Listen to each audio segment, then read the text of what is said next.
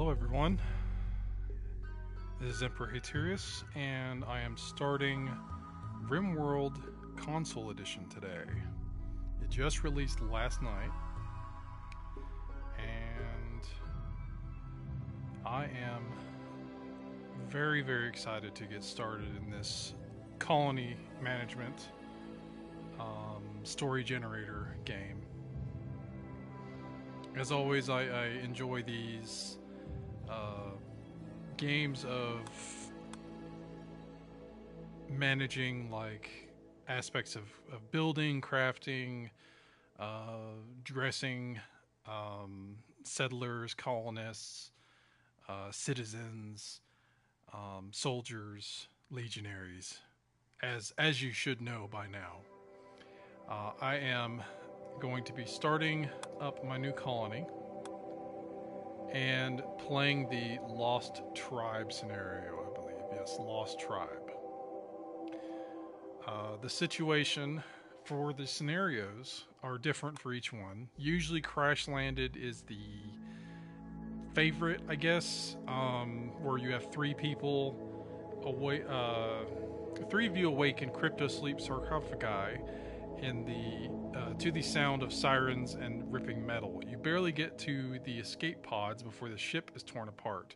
Sometime later, you land on this unknown RimWorld. That is usually the normal scenario that I've seen. Three people, you get quite good gear dropped with you, and the opportunities from there are a lot better because of that gear. There are two others beyond Lost Tribe. I'm going to go with Lost Tribe though, and let me just go over the next two options, however, that you could play as. So the Rich Explorer, you only have one character or settler, colonist, and it says, people called you crazy for leaving your glitter world home, but you always yearned to explore the stars outside the neuro simulator. Now you're at the end of your long journey in crypto sleep, landing on an unknown RimWorld to see what it's like. Note, since your starting character will lack some skills, this is an especially difficult scenario in early game. And speaking of difficulty, up in the top right corner is the difficulty for each scenario. As we scroll through, we'll increase or decrease. So you've got a lot more money starting with because you're a rich explorer. You've got a lot more resources and a great weapon. It is a charge rifle. So you have all those extra resources for that one. The next one is Naked Brutality. You went under anesthetic for a minor surgery. Now you've awoken in a drop pod crashing into a distant planet. You're naked, alone, and totally unprepared. Can you survive? Warning, there is nothing fair about this scenario. It is extremely difficult and death can happen for any reason. It is yet again another single person start out where you have nothing. You do not have anything. You just have yourself and nature. So that is the most difficult, with an unforgiving difficulty meter. I'm going to be going for Lost Tribe. Your tribe was destroyed by the great blood machines sent by the gods. 5 of you managed to escape. Now it's time to build up a new home. Note, since you'll start poor and lack technology, this is a difficult scenario. Now, you are primitive tribesmen and women. You don't have as many resources.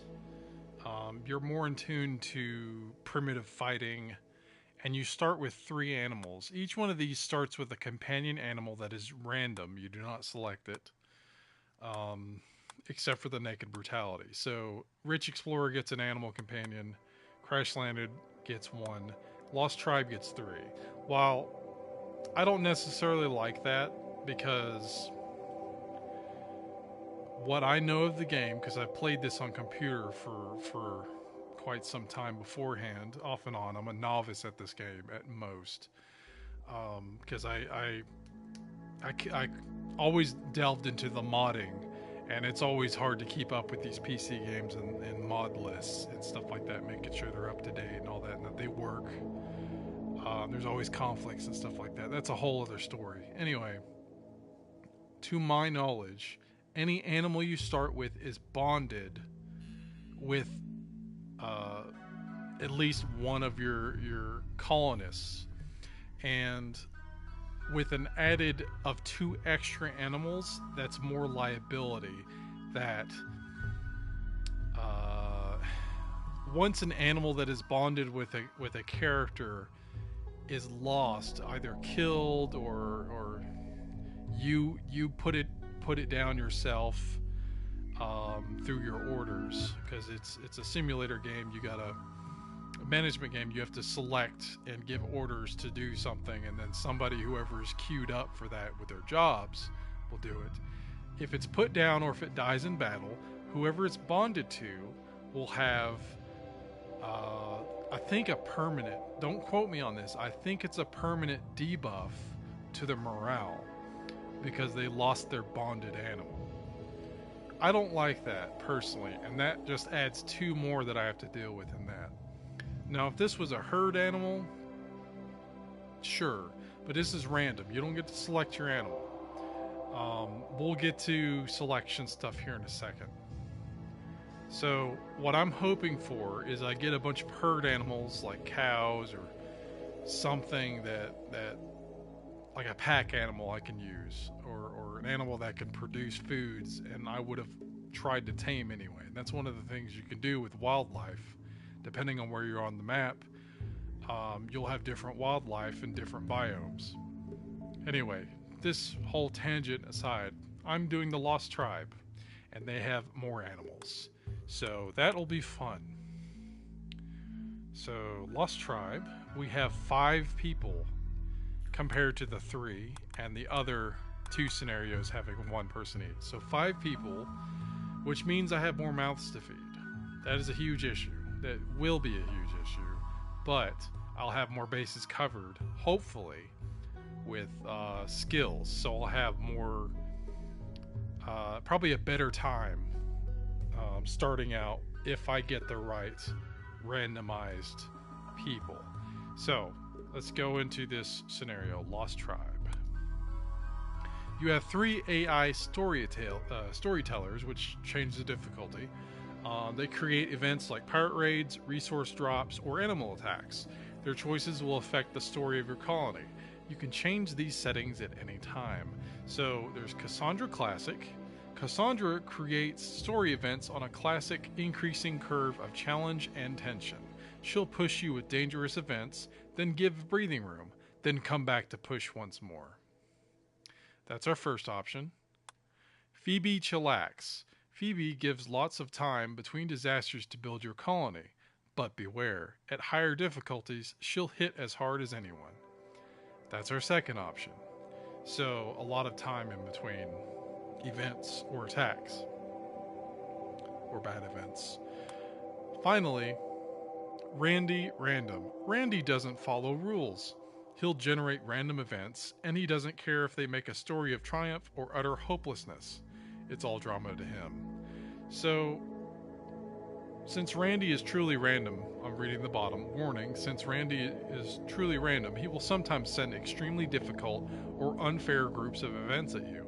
It makes for high drama and unavoidable sacrifices. So if you like punishing yourself for no real reason, if you like just random events that will destroy your colony and make you have to restart your game, he is the guy for you. While I'm going to stick with the Cassandra Classic, that way it scales at a normal pace depending on how things are going. It's a normal game.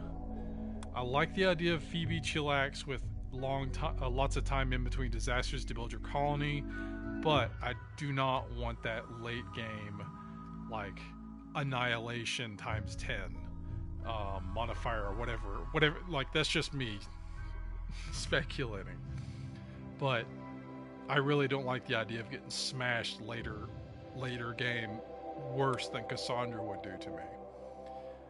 So I'm going to do the classic Cassandra Classic. Alright, so you also get the difficulty level you can directly select. Your Storyteller changes the events in the game. I'm going to do a new difficulty here. So there's Peaceful. Build a community in a sandbox environment. Major direct threats are disabled, but challenges like disease, mental breaks, and mad animals can still occur. So that is essentially just your building. You just want to have a colony. You don't want to deal with stuff other than natural enemies as opposed to factions, I believe. So disease, mental breaks, and mad animals. So mad animals, there are animals that will become manhunters. I think that still applies to Peaceful, but I'm not sure. But like it's like packs of animals will attack your colony trying to kill your people. And it could be anything, but I don't know if that applies to Peaceful. There are, I guess, mad animals like when you try to hunt and an animal that is able to defend itself, like a boar or a wolf or a bear or a lion or something like that, will try to like defend itself by attacking you back. Maybe that's what it means. I'm not sure. Don't quote me on that. So community builder is the next one. Build a community with a taste of danger. Threats appear, but they're weakened. So a little bit of a difficulty to this one. Just like a low difficulty game. You have events, threats appear, but they're weakened. So they're stifled. They've got that lesser threat again. No real major description there. It's just if you want some difficulty. Adventure story is the next one. There's room to grow and thrive, but it's still a dangerous planet. And that is the one that I'm most likely going to pick. I will go ahead and read off the other ones for you. Strive to survive. Strive to survive on a rough, tough planet. There will be triumph and tragedy. It is a rough story requiring skill to survive, so it's a lot more difficult than the normal. Next one is Blood and Dust. Face brutal survival challenges. Even if you play well, people will die. You will need to anticipate threats before they arrive and seek out every advantage. Final one is Losing is Fun. This setting is designed to be unfair. Huge threats will crash upon you without mercy until your colony dies. Only choose this setting if you are happy with the drama of struggling and dying. Not my cup of tea, personally. So I'm going to go back up to the normal difficulty, which is Adventure Story. Room to grow and thrive, but it's still a dangerous planet. So there's that. Okay, select the difficulty level, and then it goes down to the bottom for save type. So commitment mode is the first type. You can only save when quitting the game. Since RimWorld is a story generator, even losing all but one person is not the end of the game, it's part of the story. The game is designed to allow recovery after losses. Playing out these terrible situations makes a story with both tragedy and triumph. It's the way RimWorld was designed to be played. There's a reason Luke Skywalker didn't quit and reload when his family got killed. Loss and recovery is dramatic. That's commitment mode. It's the auto-saving only when you quit the game. And then the other kind is reload anytime mode. You can save and load the game at any time.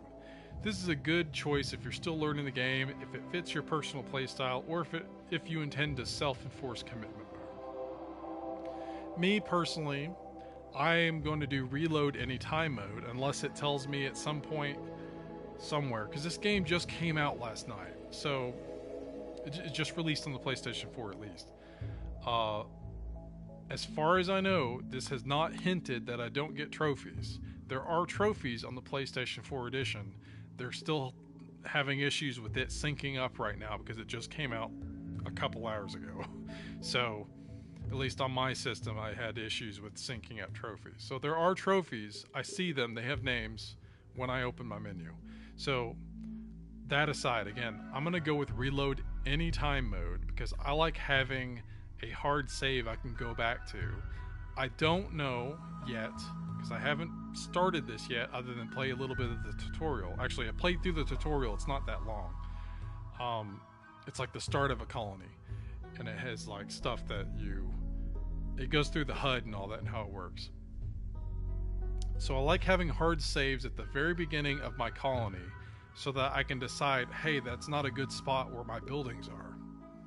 And then I reload back to that if I think of some other cool way to have my setup. I don't know if this has multiple save slots or one. I'll confirm here in a moment, I guess, when I start my game. So reload anytime mode. So you have seeds that you input to... a seed is a word or series of letters used to generate geographical features such as land masses, rivers, and mountains. One is randomly selected, but you may enter your own. A given seed always generates the same geographical features. However, the locations of human-built features such as roads and NPC faction towns may persist on multiple uses of the same seed, or they may vary somewhat from one use to the next. So let's make a custom seed and see what pops up. So let's see. They're bound to have like common keywords.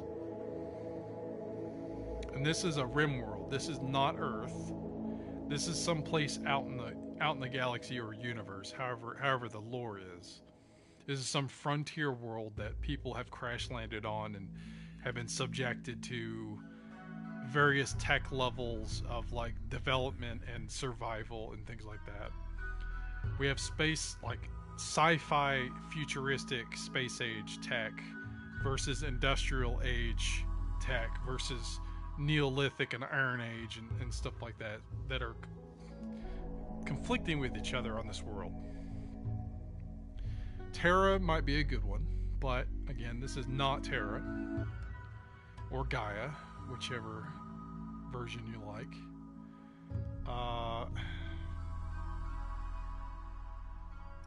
I'll put Flora.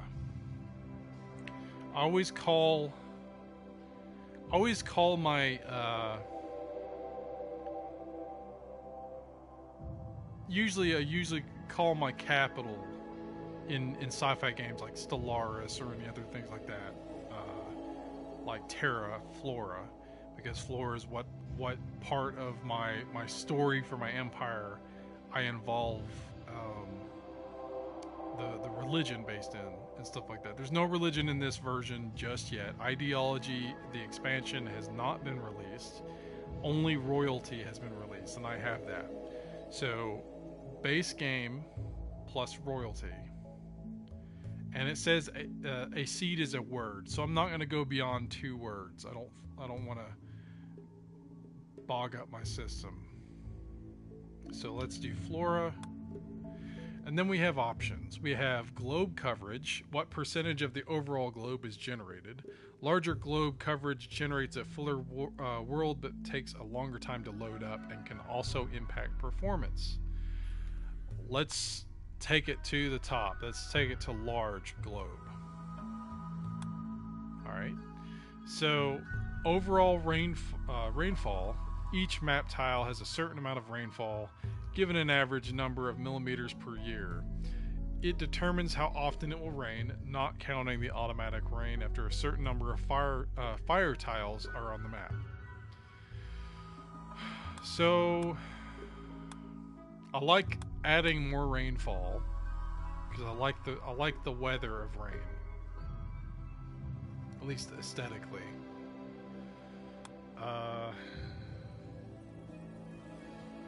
So I want it to be more rain, like the highest rate of rain, though. So I don't think it affects anything unless it makes the map. It doesn't comment on how the map is wetter or not.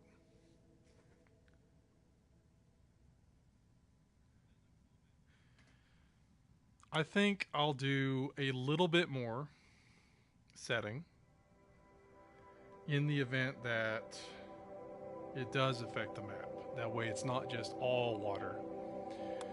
Alright, overall temperature. Each tile has its own averages for temperature based on the biome. Only the averages are set with this option, but can directly affect your game.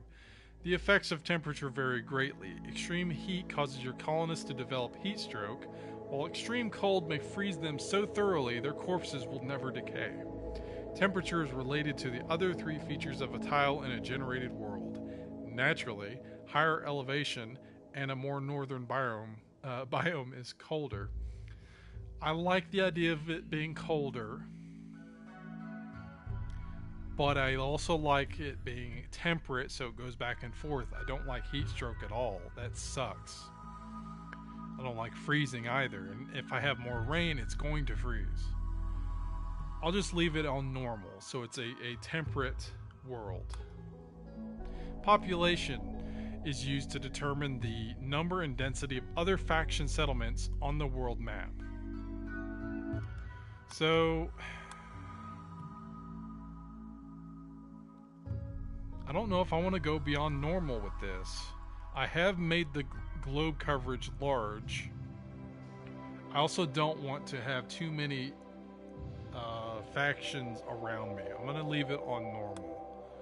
So that is my world. Large globe coverage. Overall rainfall is increased to a little bit more.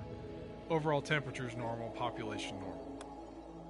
Now it's going to generate if my PlayStation doesn't brick. I've been having issues with it today, but hopefully it'll allow me to continue playing for a bit.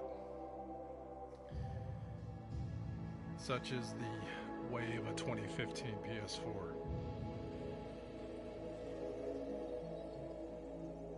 Generating world. The psychic skip power works on self, allies, enemies, and even items. The tactical possibilities are endless. It's giving a little bit of hintage. The royalty expansion gives the ability to unlock psychic powers. Ooh. Alright, so the map is loaded. It's a lot larger. Oh, that's a lot of water breaking up the continent. That's cool. Alright, so now we get to select where we are going to set up shop. All of those little icons are other faction settlements. I'm going to press triangle and look at what factions we have in play. So we have a civil outlander union by the name of Southern Unleor. They are neutral. Let's read what they're about. These people have lived here for decades or centuries and have lost most of the technology that brought them to this world. They usually work with simple machinery and defend themselves with advanced gunpowder weapons. They are concerned with the practical matters of trade, trust, and survival. This particular group holds civil behavior in high regard. So they are led by Prime Counselor Grant, and they are purple houses on the map. They are enemies of the Blue House, Green Teepee, Red Mountain, and looks like pirates. Next is the Wasdio Union, a rough outlander union that is hostile to me, led by Prime Counselor Freya. These people have lived here for decades or centuries and have lost most of the technology that brought them to this world. They usually work with simple machinery and defend themselves with advanced gunpowder weapons. They are concerned with the practical matters of trade, trust, and survival. This particular group has a streak of barbarity to them. So these guys are blue on the map. They are enemies with purple, yellow, green, red, pirate, and looks like empire with the column. Okay, there's a yellow teepee, or tent, Trogo Covenant, a gentle tribe. Their chief name is Black. They are neutral. These people have been here a very long time. Maybe their ancestors crashed here 1,000 years ago. Maybe they survived some cataclysm that destroyed a technological civilization here. In any case, The tribals are mostly nomadic people who live off the land using primitive tools and weapons. Despite their apparent technological weakness, the tribals can be dangerous enemies and valuable friends because of their skill with low-tech warfare, their numbers, and their hardiness. This particular tribe pursues a gentle way of life where they can. They are quite open to trade and alliances, even with strange peoples. So these guys might be my first ally, as far as I've considered among these guys. They're at war with blue, green, red, and pirates. Okay, so Alliance of Gotro is a fierce tribe led by Chief Wole, or Wale. They are hostile to me. These people have been here a very long time. Maybe their ancestors crashed here 1,000 years ago. Same as before. Despite their apparent technological weakness, the tribals can be dangerous enemies and valuable friends because of their skills with low-tech warfare, their numbers, and their hardiness. This particular tribe values warlike dominance. It may be difficult to turn them into an ally. We are currently hostile with them. Maybe we could become allies with them.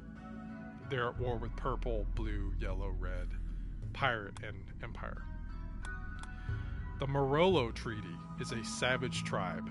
Chief's name is Maka, or Macha. They are hostile with me. These people have been here a very long time, same as before. This particular tribe is driven by a blood and honor culture. You will not be able to ally with them. Okay, so this is a continuous enemy tribe. That's interesting. I was not aware that you couldn't you could not befriend like certain groups, like as a setting. So they are hostile with everybody else. Okay, Tycho's Rifles is a pirate gang with the boss name of Teddy. They are hostile because they're pirates. A loose confederation of pirate gangs who've agreed to mostly fight outsiders instead of fighting each other. Pirates don't sew, they don't build, and they rarely trade. Driven by a blood and honor culture that values personal strength and ruthlessness, they enrich themselves by raiding and robbing their more productive neighbors. Their technology level depends mostly on who they've managed to steal from recently. Mostly, they carry gunpowder weapons, though some prefer to stab victims at close range. They are hostile to me and everyone else. And finally, the Refugee Dominion, a shattered empire, led by High Stellarch Constance. They are neutral with me. An ultra-tech refugee society from the planet Sophia Munda. Their culture is based on a code of honor, a strict class system, and enforced social stasis. These are the survivors of a great calamity that tore apart Sophian society. They fled to the RimWorld using the remnants of their fleet. Despite losing so much, their ships and technology still make them powerful. They will refuse to trade with anyone who lacks the appropriate royal title. And with the royalty, this faction allows you to join it. And you can earn the titles of Freeholder, Yeoman, Acolyte, Knight or Dame, Praetor, Baron or Baroness, Count or Countess. And I believe that's the highest ranking you can go within their hierarchy. There are other titles such as Duke and Duchess, Consul, Stellarch, and Emperor or Empress. I don't know why they call it a Stellarch. A High Stellarch is I guess the leader to the left there on the page. Stellarch is separate. And then there's Emperor or Empress. I don't know how that applies. Maybe it's like a constitutional monarchy where they've got like a prime minister or regent or something like that. And then they have the Emperor and Empress who are the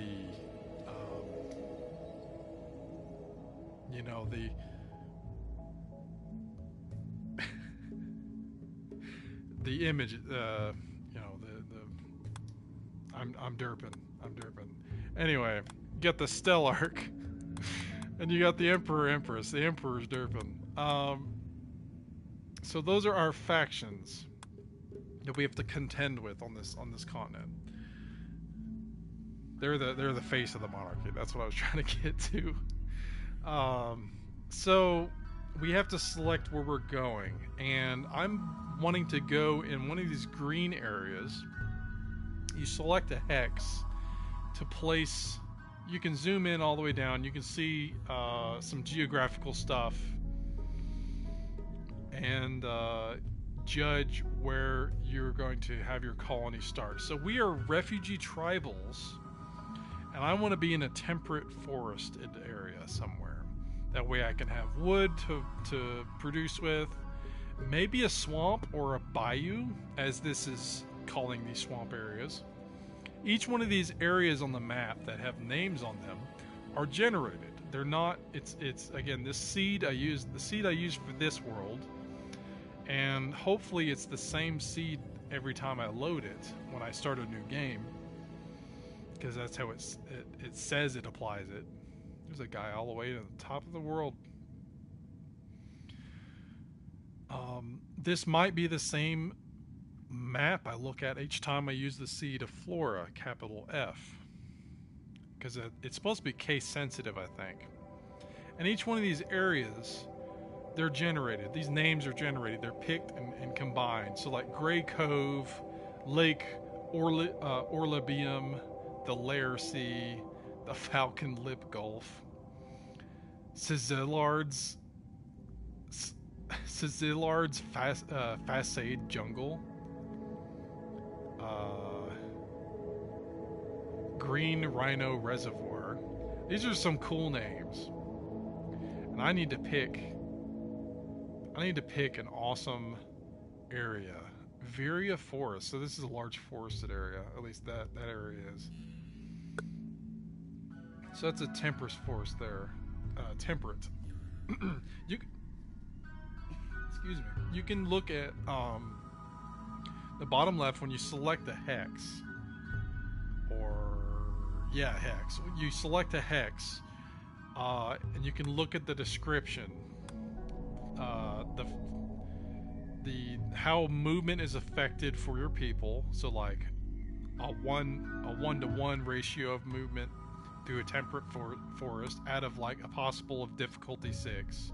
So 1 is like normal movement, and then like as you go up to 2, 3, 4, 5, and 6, it's more difficult to move. I guess like mountains and like swamp and stuff like that are going to affect it.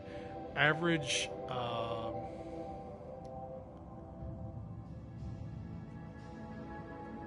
temperatures. You can change your temperature settings. Although I preferred on the PC, I'd have a mod where it would show both at least Celsius and Fahrenheit, because I'm in America. I know Fahrenheit a little bit more.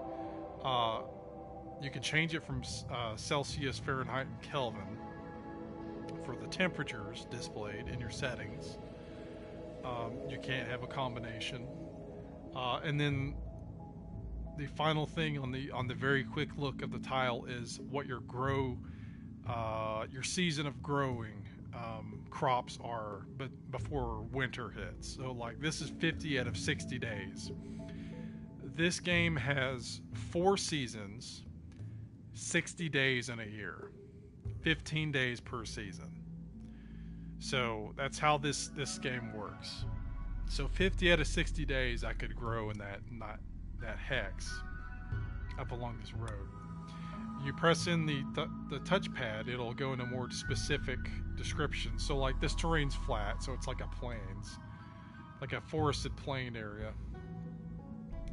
It tells you the types of stones that you can mine on this hex, this area, this map that you load. Limestone, slate, and marble for this area.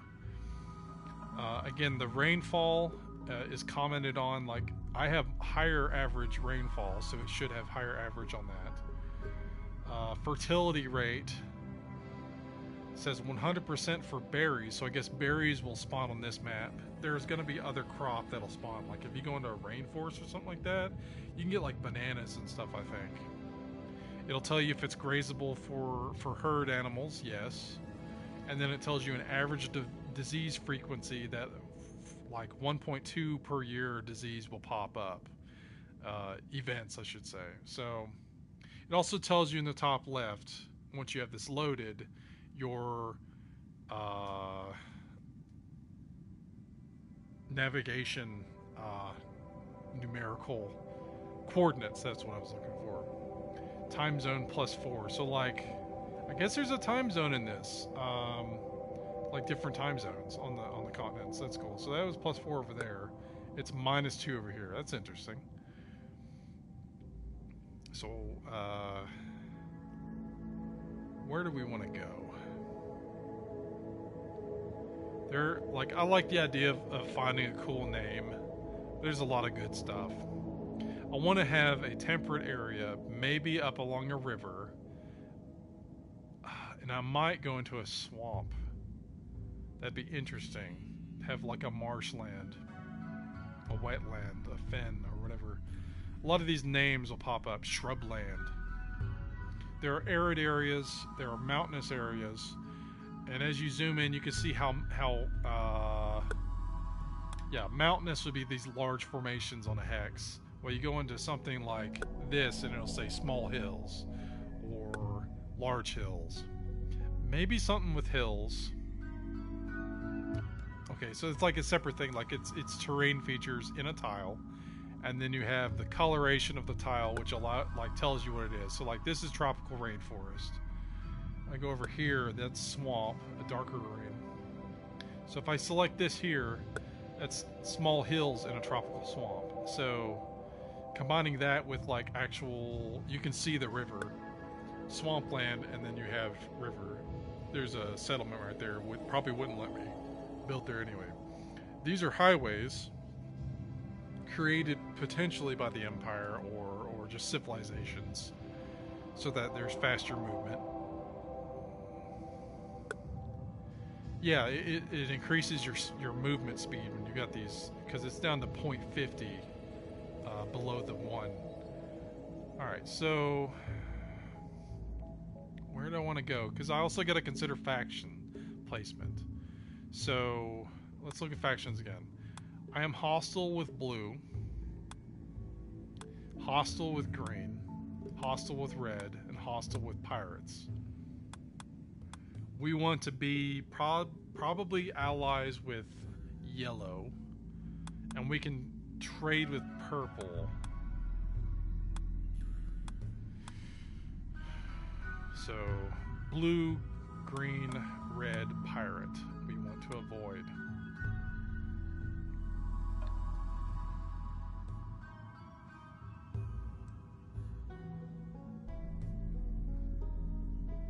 But we'll set up where we need to, because that's what we got to do.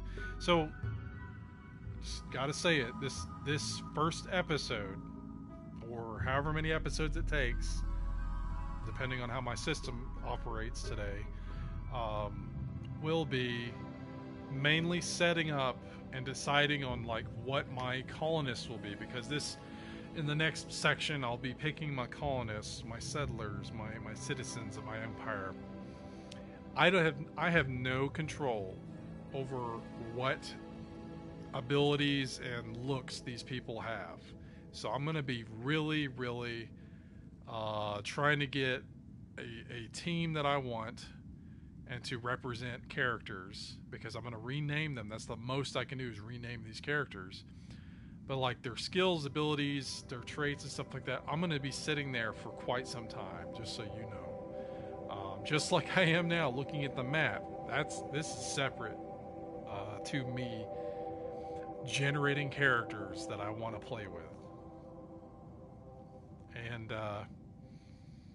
yeah, just a forewarning, you've already made it this far listening to me prattle on about all these different aspects and things like that. And I'm looking at all these different areas. There's a lot of lush greenery. I'm wondering if there's...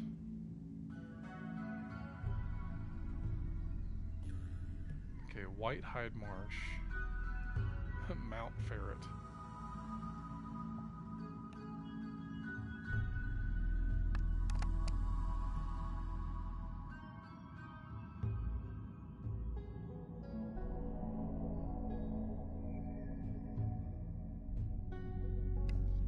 I think at some point I'll do a game where it's, oh, that's cool.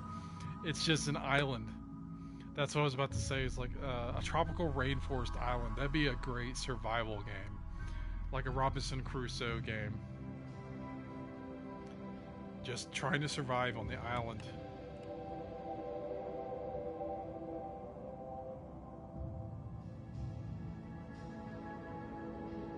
Some of these are interesting. The other bit about this too is like, obviously there's speed, as I've mentioned, with like how your characters, your caravans move across the map. That's what it's all about, is caravanning from place to place to do missions or raid settlements, or just like go off to save people or destroy settlements. And I plan on being the glorious Haterian Empire, and officially I don't want any of these people here unless they will side with me. So there's going to be some conquering going on if I can help. If I have any say in how this goes, which sometimes I have no say at all, because this game is not very forgiving if you are not prepared. Which that's kind of how it's supposed to be. So all this is tundra. Okay, Goat Eye Mountains. Mega Sacro's Wonder Desert. Alright. A desert game would be interesting too. Beniko's Mistake Forest. It's a boreal forest. White Hills. Beatrice's Fraud Sea. Gila Bayou. Maybe I'll do that. And it'll be lakeside. Ooh. Yes. A temperate swamp with small hills on a river. I'm not in the estuary though. I'm right past it. That's a flatland right there. Temperate swamp. Granite and limestone. Ooh. Granite is the hardest stone in this game. Limestone, I always like thinking about limestone, like I believe it's the cliffs of Dover and whatnot in Britain. I think it's limestone. Small hills, so there'll be some stuff I can dig into. There's going to be a river cutting right through the middle. Maybe I want to do that. Maybe. Okay, advanced options. You can say what the map size within that section will be when you load it. Oh, the planet is called Nair. I just noticed I had my mic in the way. I think the planet's called Nair in the top right. That may be what that means, what that entitles. Ooh, 75% berries. So it's not as... Oh, it's really difficult to move through this area too. It's almost the most difficult it could be. 4.50. So that's a good spot right there. Initially. It's beside Red Lake. It's in the Gila Bayou. By the Fortyron cliffs? Fortyron? Fortyron. I like Fortyron better. So we'll keep that in mind. That'd be really cool. And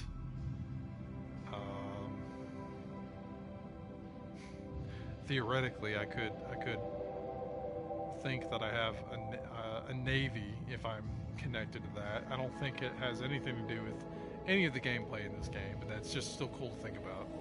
There's like no one around here except for purple. Red's up north though.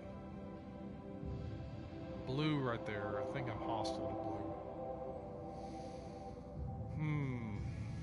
Lake purple.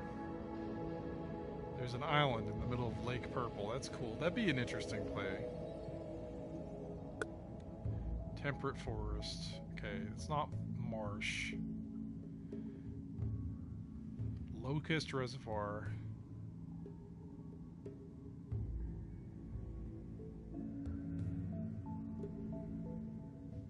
Baboon Lip Ocean. As a large ocean lake. Baboon Lip Ocean.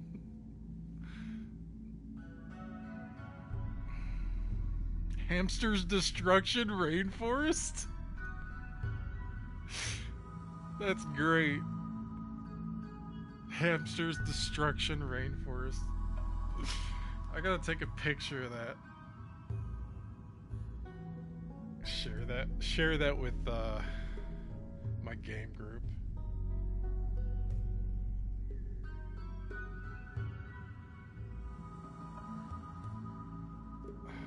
All right.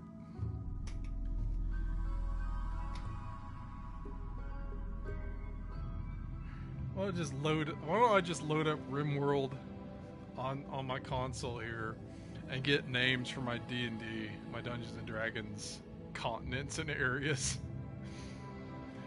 Oh yeah, guys, let's go to Hamster's Destruction Rainforest. Oh, Purple Donkey Bay. Yukiko's Wonder Rainforest. Okay. Rainforest would be interesting. It would be. Probably, let's see, what does it tell me? It says berries. I don't know if there's gonna be anything else berries. Maybe it just lists berries. Yeah, I think it just lists berries. Goya Forest.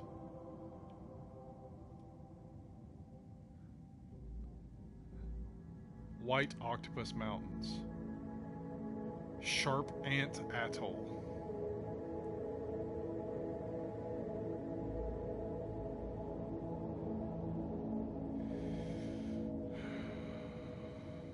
Inaboa Swamp. Cape Orange. Quayan Lake.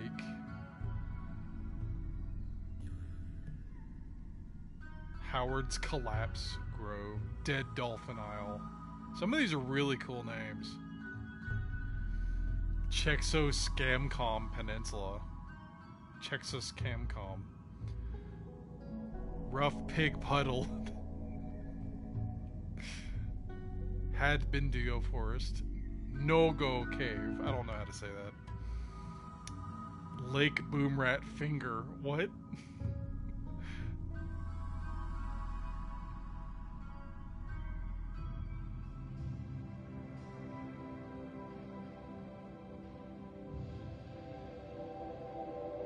Kazumi's Conceit Atoll.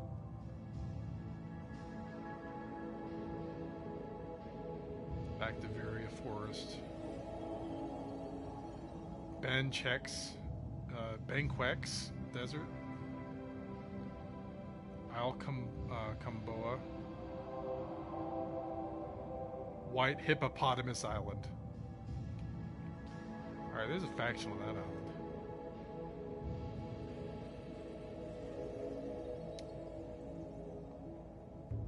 I'm just getting lost in the names. I'm sorry. These are all generated.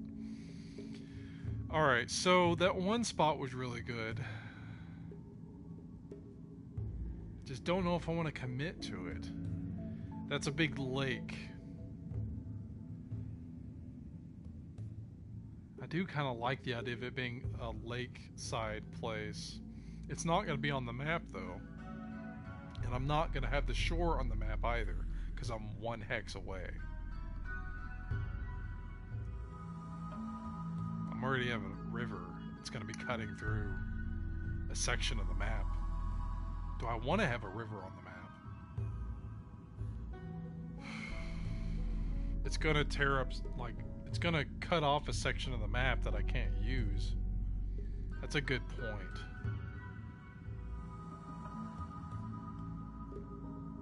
What do I want to do? I'm not trying to play like a arid or desert or tundra or whatever. I want to have either marshland or I think there's a rainforest swamp. Tropical swamp. I like temperate though. Point deer. Green Rhino Reservoir. Alright, so I want low hills. Or small hills, whatever it's called.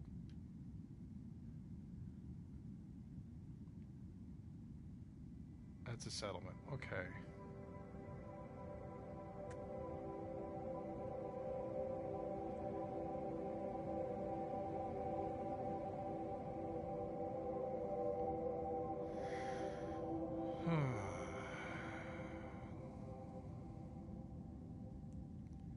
I guess that Red Lake estuary is where I'm gonna go.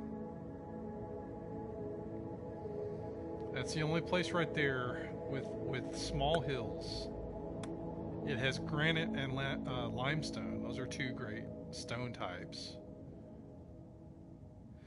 But wait, there's marble as well. And there are other options where you can get a third. Marble, yeah, I wanted marble as well for art and white structures. Marble and sandstone right there. It's a flatland though. There's not going to be a lot of mining if it's a flatland. That's what I'm concerned with. It's not having that mining opportunity or extra mining opportunities.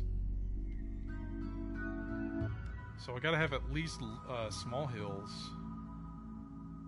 I want it to be a temperate swamp, possibly riverside. So that's a rainforest. Okay, that's a tropical.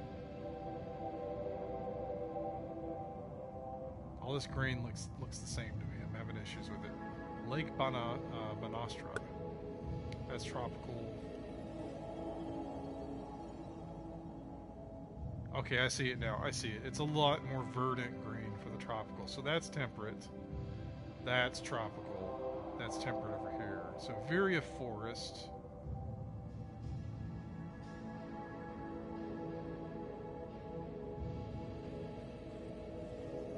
That's a coastal. Don't really like coastal. There's no lakes there. Blue Leopard Forest.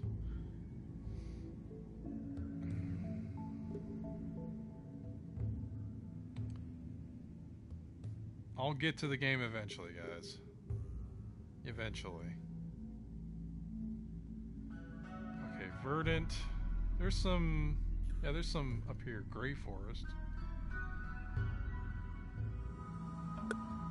Slate. Limestone, marble.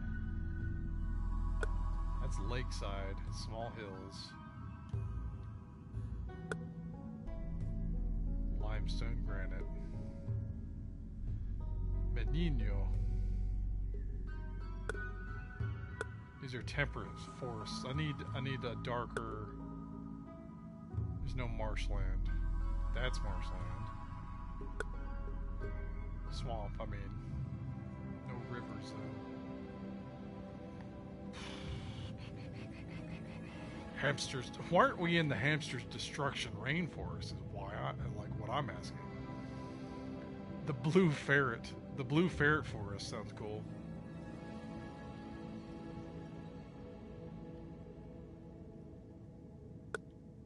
Temperate. Okay.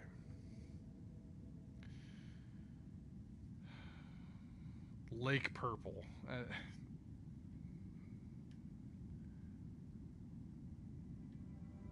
Kai Swamp.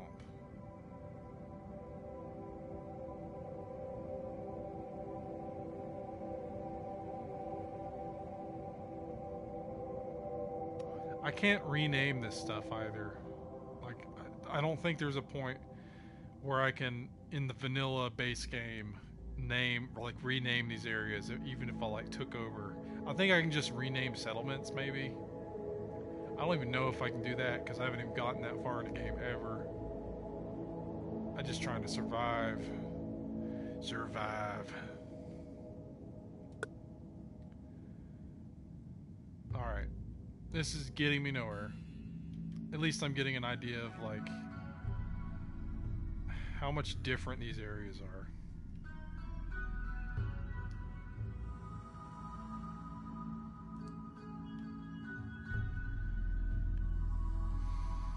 It does suck that I don't have that spot with a third stone. Marble would be like granite, marble, and then one other like slate would be amazing. I mean, I'm just gonna like destroy mountains trying to get this stuff. Well,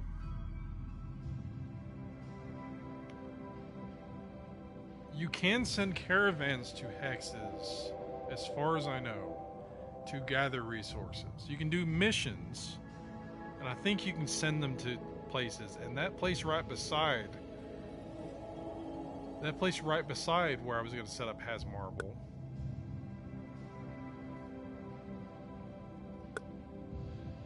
Marble and sandstone, so granite and limestone. You know what? Let's commit to it. All right.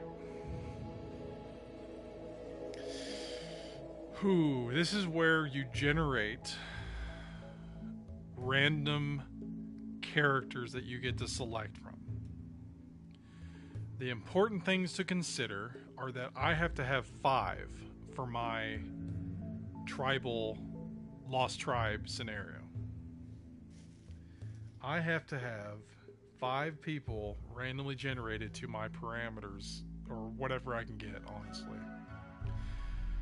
Things I have to watch out for. On this section, I've got one character highlighted. Things I have to watch out for are biological age. This character is age 65. Let me scroll to another thing. What stats they've got passions about, because that affects my roles. Like, they're going to be a builder, they're going to be my cook, they're going to be my doctor, they're going to be my miner, things like that. They're going to be my researcher. That's the second thing. So what they're passionate about. Man, they're really good with animals. She's really old though, however. The next thing I got to consider are what their traits are, and if they have any bad traits that would affect them. Like, for example, this character has volatile, is they're on a hair trigger all the time. She is the first to break in any tough situation. So they are more likely to have a mental break. That's bad. And I have to look at their health. This is the final thing. Their health, some of these people have bad health issues. This woman is 65 years old and has a bad back, which affects her health. She is getting on in years, and I have no control over any of this. What I can do is click the right thumbstick in to randomize another character to be generated. And then I just look at it. And if I deem them worthy in all rights, biological age, skills that they're passionate about that I can work with, traits which could be good or bad based on their backstory, and their health condition, then I get to select them by pressing X to add them to my party. This is just my list of options. I have 8 people I can pick from that are generated right here. And then I can randomize as I scroll through each one of these different characters. I can randomize each person in that slot until I get someone I like. I can only do this 5 times for my party. However, this is the most amount of people you can have in a scenario. Now that that's said, on the far right of the screen is the team overview, what you're strong in, who is covering what. When you have people selected, for example, Engo here, Wombat Engo, it updates the far right who section on the bottom of that tab, who they are, and what your party has been given. So she's really good with she's passionate about medical, but she's not fiery passionate.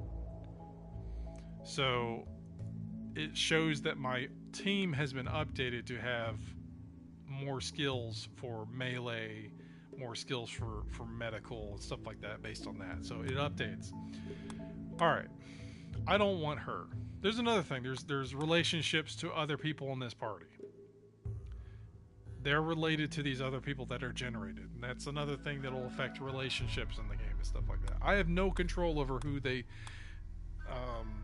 day-to-day interact with and begin relationships with and stuff like that. And I want that control in this game, but I have to deal with this being the base version of the game on console, but I am excited to play it on console.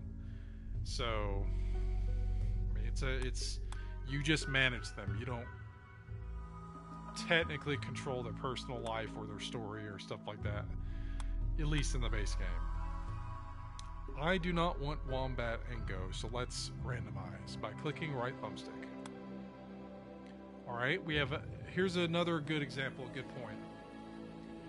This character that has generated now is a 16-year-old. That is their biological age. That also means, okay, so each character has backstories that add to their traits and their skills and stuff like that. So let's scroll over to the next one. This character that is 26 had a childhood of being a sole survivor. That gives her +3 cooking, +3 plants, and it also, unfortunately, disables hunting for some reason because she was emotionally scarred. So she can no longer hunt as a job in our colony. She's not able to hunt. That is her childhood. And then in her adulthood, she was a weaver. She was an expert at working wool, plant fibers, and natural dyes into beautiful clothing for her kin. That gives her a +2 to planting, +6 to crafting.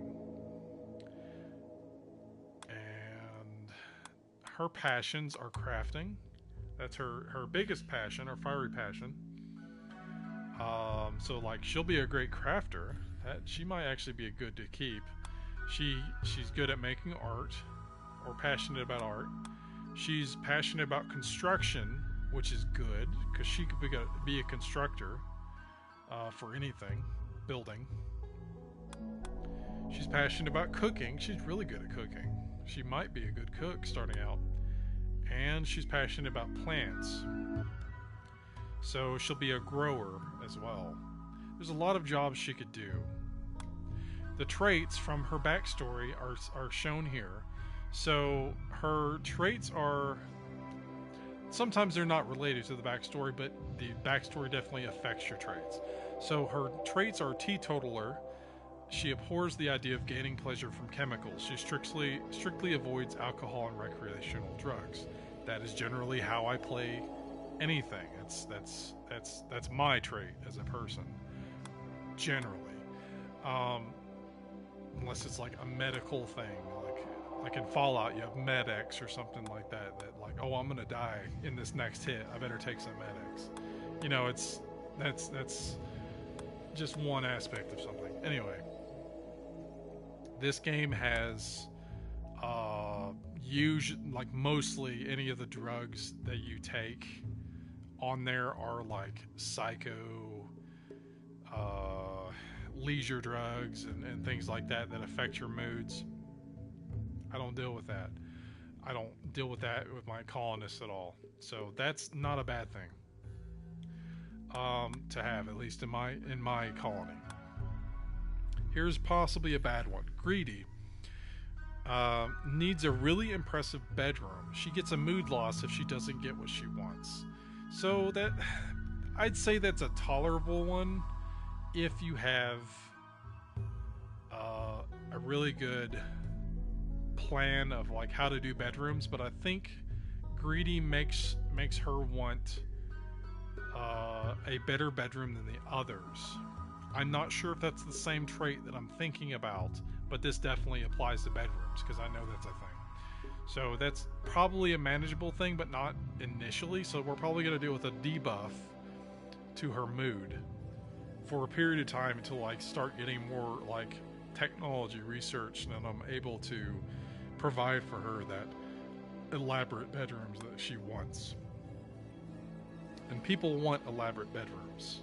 It increases their mood, makes them happy, makes them more well rested, I think.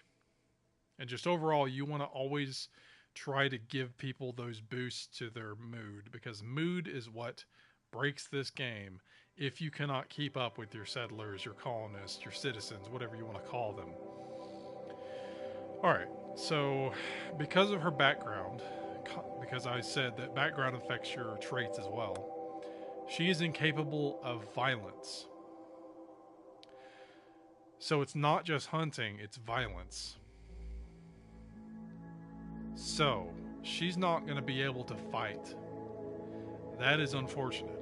However, I am not against starting with a 5-person tribe in this game. I am not against having those workers that hide out, like how I have in my Fallout game, Fallout 4. I have settlers that are specifically farmers, and I have defending soldiers. The farmers don't wear as much armor and stuff like that, while I try to give my defenders the most armor. However, it doesn't stop the AI in Fallout 4 of a farmer running out the door to go use his pistol that I gave him on a death claw or something. You know, that's just an AI thing with their game. Anyway, the point is, I'm not against, in a 5-person tribe, having someone stick around in the back, just tending to things and hiding out during combat. That's not terrible, especially because she's really good with her skills. So my crafter, which she could also be the cook. So there's that. She just really wants a good bedroom. Let's see her health. No health conditions. That's great. Also combined with the fact that her age, biological age, is 26. I'm going to go ahead and lock her in. She's a good pick. I'll reconsider her because I have no control over how these people generate. I'd be making a gamble to get rid of her, and she's really good. So I'm going to go ahead and keep her locked in for now. Let's go visit the other 7 people. Alright, biological age, 25. Firekeeper was responsible for keeping the tribe's fire going. He took his responsibility very seriously. +2 cooking, +2 crafting. Adulthood, he was a hearth tender. While the others were out hunting and foraging, he would stay at home to cook and take care of the young and sick. +4 cooking, +2 crafting, +3 medical. So this guy was a fire tender ×2. So he's got good age. He's got 2 backstories that just give pluses. That's great. Oh, he's really passionate about cooking and crafting. And he's good at medical. And he can mine or deal with plants if he needs to. Oh, I already see there's some awesome traits. Okay. Undergrounder. He has no need to experience the outdoors or light. He will never feel cooped up or get cabin fever. No matter how long he stays inside, he is not bothered by darkness. Oh, man. Combined with his skills, I could just have him locked away as my chef in the kitchen and in the coolers, and possibly as a doctor at all times, just in the base. That's already good. I'm going to go ahead and lock him in. I'm going to read through the rest of this, because this guy is going to be an awesome house base cook slash medic, or doctor, I should say. Super immune. He has naturally powerful immune system. He will gain immunity much faster than a normal person would, and can survive illnesses that would kill others. Immunity gain speed +30%. That's amazing. And there's no other bad traits. This guy's looking awesome so far. So I'm already seeing this guy being our definite cook and doctor when needed. I don't like the idea of him, like, I guess, like, old school, like the people that knew how to be butchers and stuff like that would also do surgeries and stuff like that too. Ooh. Okay, so he's got some conditions, however, with his health. So his whole body, he suffers from malnutrition. Oof, what does that do? I can't really get a description. So malnutrition has affected his whole body.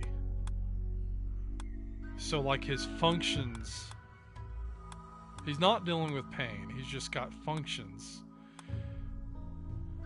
So he has 10% less consciousness, 10% less movement,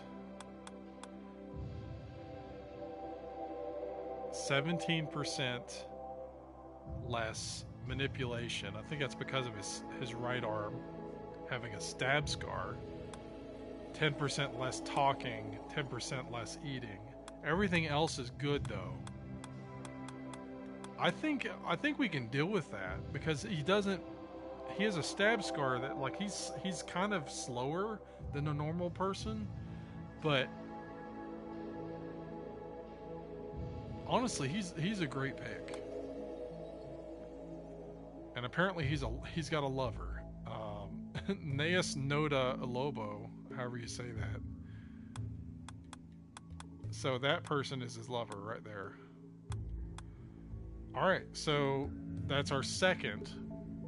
He's a great person to have inside because that's his backstory, honestly. Responsible for keeping the tribe's fire going at home. Responsible for keeping the tribe's hearth and young and sick tended to. He's gonna be a great cook and doctor. And he's very passionate about crafting too, so I could have him crafting as like a tertiary option. But like we've already got okay, he's slightly passionate about medical, but he's probably going to be our first medic, at least in-base medic. Oh, that means he's gonna have to go outside to do that, and he'll get a debuff for going outside. But he'll be able to tend to people when they're sick and ill and injured and whatnot. And he's good overall. Beyond that, he's just gonna have to suck it up. All right, so the next person, the lover of that guy. We've got 2 selected out of 5, and I'll have to take the gamble to switch anyone out, and because it's randomized. So Ilobo, female, 34-year-old, not a bad age. Crash baby. As a baby, they were the only survivor of a deadly spacecraft crash. Passing tribe discovered her in the wreckage and adopted her. +3 social, +2 intellectual.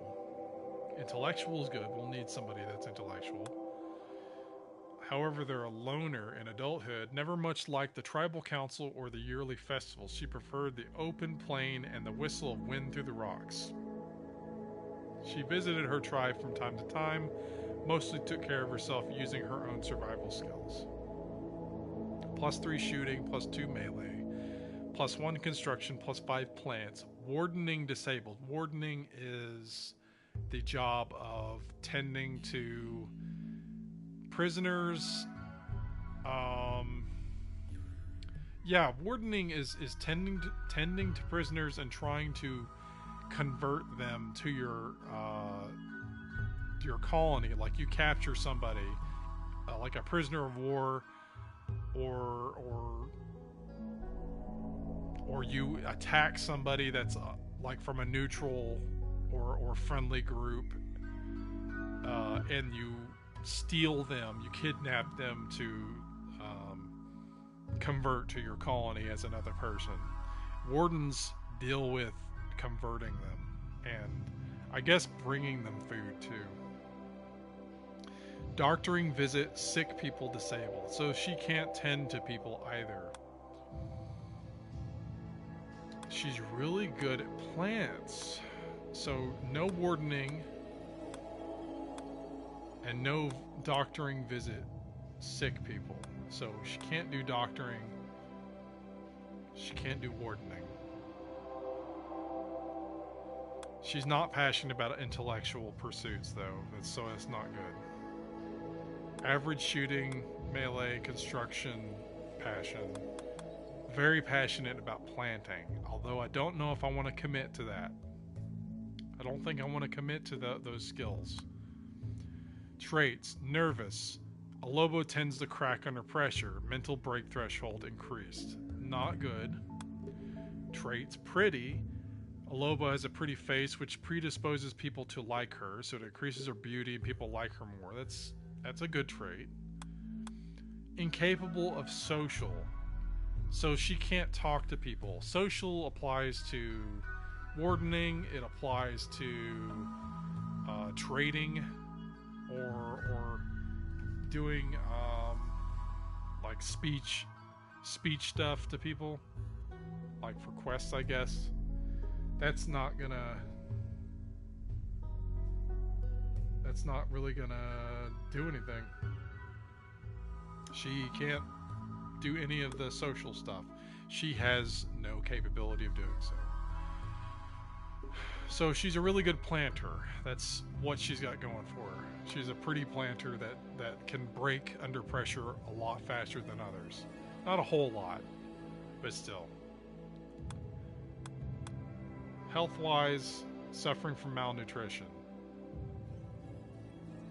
Not good, but not terrible. Alright, let's hold off on her. She is the lover of one other guy, which I don't really like. I mean, that's a preset lover amongst the group. So there's no randomization of like them starting a new relationship with somebody. But they could break up. That's the other thing too. Anyway, let's skip her for now. Let's go to the next person on the right. Okay, Yak. Age 28, female. Hideaway.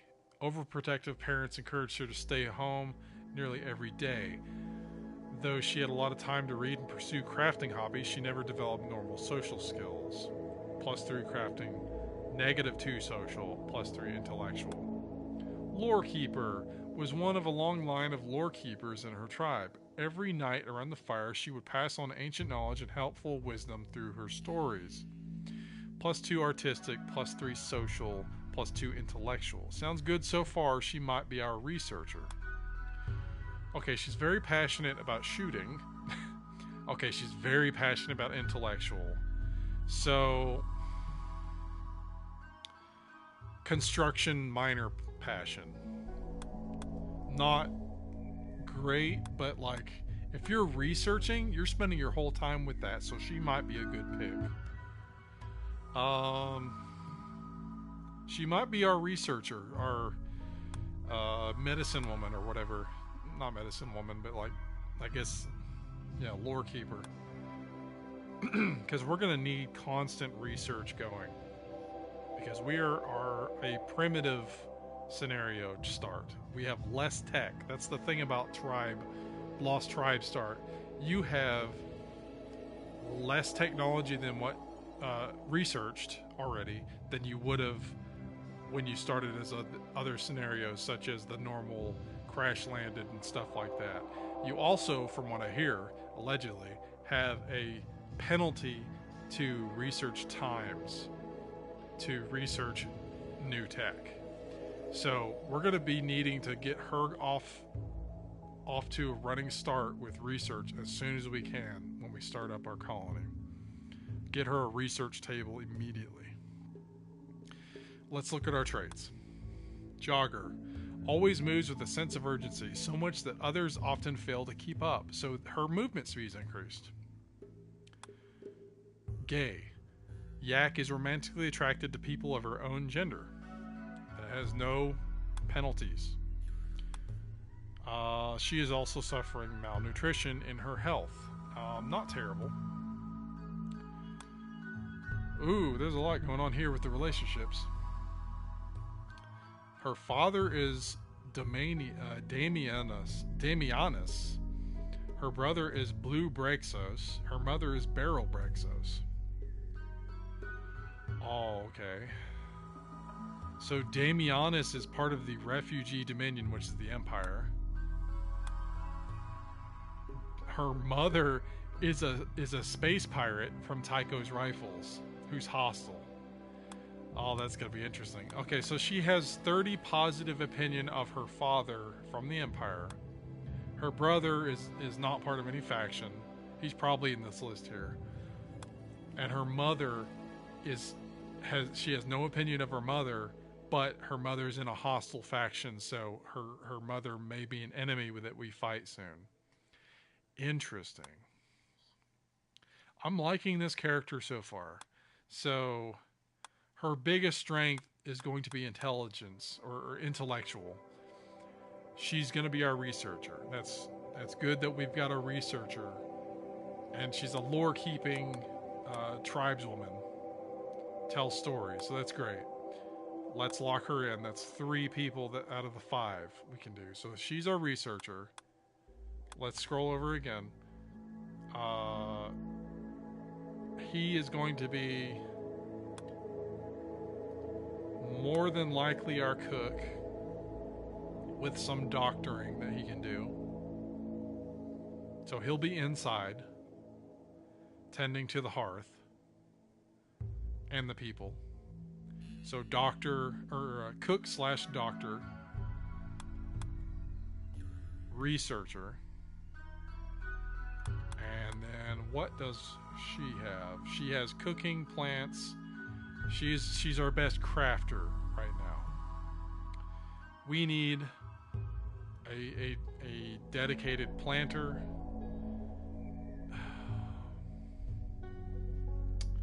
Possibly a dedicated miner.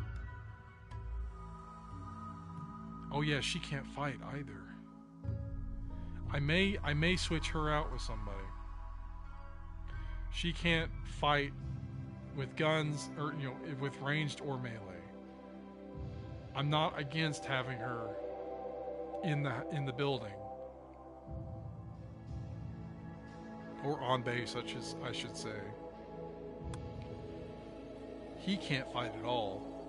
Like, he's not skilled. So that's not going to be good for him in the beginning. She's very passionate about shooting, so it'll level her up fast, but she's not great at it. So I need to give her a bow or something until, while there's attacks. All right, so let's look at these people then. Oh, that's a passionate miner. Oh yeah, that's what I was going off about earlier. Before I started going off on the other characters. If they're 16, as far as I've seen, they don't have adulthood backstories, which does not affect their traits. It also means it does not affect their traits badly. However, she has some interesting stuff. So this female had a childhood of being a scavenger, escaping grunt work to go digging through wrecks and ruins for treasures. Her natural curiosity got her into a lot of trouble, but also yielded many interesting finds. That makes her very passionate about mining. She has a passion for planting. She has a passion for intellectual pursuits, which would be research, if I needed a secondary researcher, and artistic stuff. Not a great start with combat either. That's definitely a good miner, passionate miner, which I will have mining. Traits: she is physically deaf. No, not physically, psychically. Sorry, psychically deaf. Her mind works on a psychic frequency different from everyone else. She just isn't affected by psychic phenomena. That's good.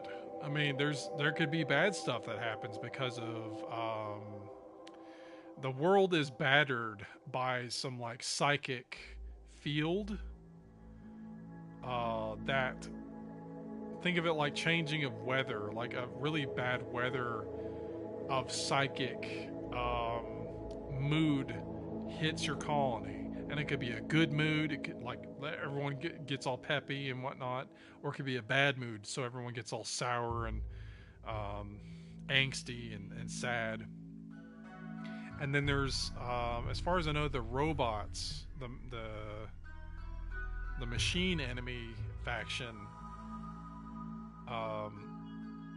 They can also launch their own fields or bombs or something like that that affect your psychic moods and stuff like that, as well as the Empire having their own psychic power, powers that they can put on you. And I'm going to be hostile with them at some point. Not initially, as far as I can help it, but at some point I'm going to be going against this Empire. So psychically deaf's really good, I guess. Overall, like, while not getting the benefits of bonuses, that means they're deaf to penalties though, which is good. Quick sleeper. Gray doesn't need as much sleep as the average person, whether she's sleeping on a bed or on the ground. She will be fully rested in about 2/3 the usual time. That's pretty good, yeah. So she's a lot quicker to work. Nimble has remarkable kinesthetic intelligence. She seems to dance around danger with preternatural grace. Melee dodge chance is increased, and trap spring chance is times 10% increase. Or I guess it's reduced because of that. So that's good. That's a good trait. However, her trait, dumb labor. She's incapable of doing dumb labor, which is hauling and cleaning.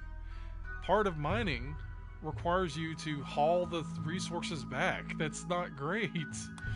So like, she could mine away at a wall of iron or silver or whatever, but like, I have to send someone else out to go get it. That's not efficient.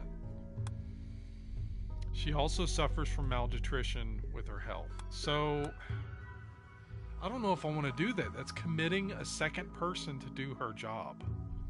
While she can tear away at something, that's the only thing she can do. I don't think that's a good pick because of that one trait. That one trait ruins it. She's a great mining job candidate, but that's not great. I'm just gonna have to randomize it again. All right, an 81-year-old. I'm gonna go ahead and say no. Unfortunately, that's a no-go. They're gonna pass. As far as I know, these colonists do pass away, I guess, from old age and health concerns and stuff like that. There are things in this game where you can conduct surgery for like cybernetic implants and like organ replacement and stuff like that. I don't know if there's any way to truly be immortal in this game. I have not looked it up other than like having a mod or something like that, or just putting on the dev mode on the PC and like giving my character health or something like that. I don't know. I don't know in the base game if there's a way to be truly immortal or something like that. I don't know. I'm going to go ahead and have to say hard pass on an 81-year-old man. So let's randomize again. Okay, 20-year-old female. Let's see. Childhood hideaway. Overprotective parents encouraged her to stay at home nearly every day. Though she had a lot of time to read and pursue crafting hobbies, she never developed normal social skills. Very similar to another character we had. Adulthood. Okay, so age 20, they have an adulthood. Plank cutter. Helped her tribe build huge wooden structures by cutting trees into sturdy planks. Dragon developed a fine understanding of how wood grows and splits. That's good. So this character already has +3 crafting, -2 social, +3 intellectual, and +3 melee, +6 plants. So this may be our planter. Oh, they're really good with plants. Okay. and crafting.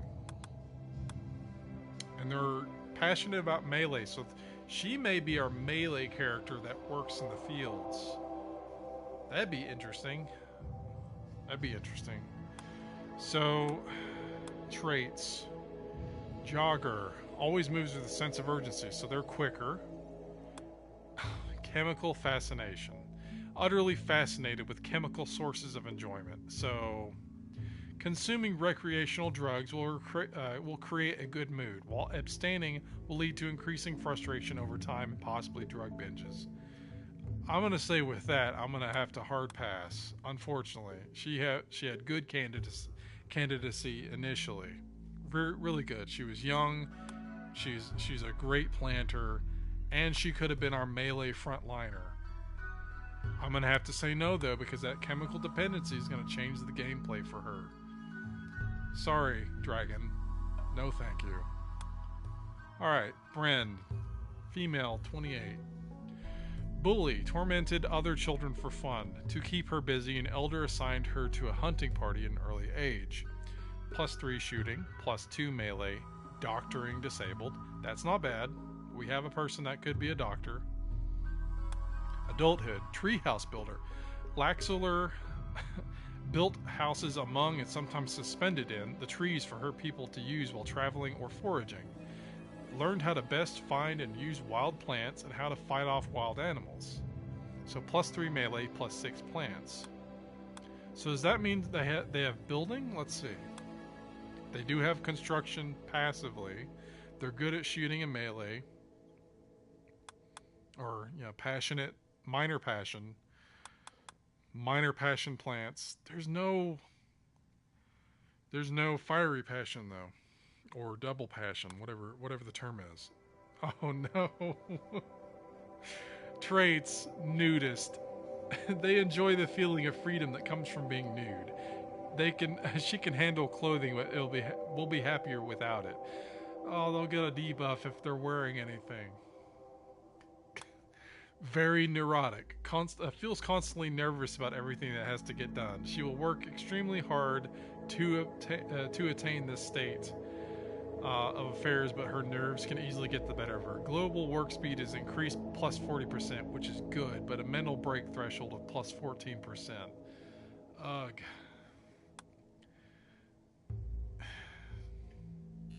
Steadfast. Mentally tough and won't break down under stresses. So that reduces that 14 by 9 again. So that's a +5 positivity for increased mental break threshold at least. And they are incapable of carrying, which means they cannot doctor. I don't need a doctor. They have no health conditions. Alright. They were good initially, and then I saw the skills and there's no double passion. However, they could be an awesome melee character starting out. Look at that. That's a 10. 7 shooting. So definitely a melee character. Could definitely be my builder. At least primary builder. And they could be a really good planter. It's not a double passion though. They also are a nudist, so I don't know if I want to deal with that. A big beefy woman that just doesn't feel like wearing clothes out in the field. I mean, I'm not judging on that, but I'm gonna have to pass. Sorry. Ilobo. These names are the same too. Ilobo.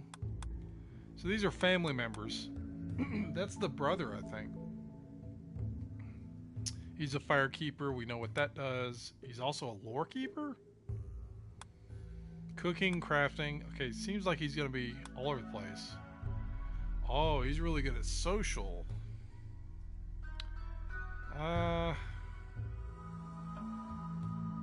I don't really need a social character, though. There's nothing else that he's good at. I'm gonna have to say no. Social on its own is not going to be enough for me to make you in my first 5 tribe members. Sorry. Plus, I don't want that relation as a possibility thing. Alright. Rexigo. Vengeful Child 57. Let's just go ahead and skip to the skills. Yeah, no, sorry. Purple Aardvark.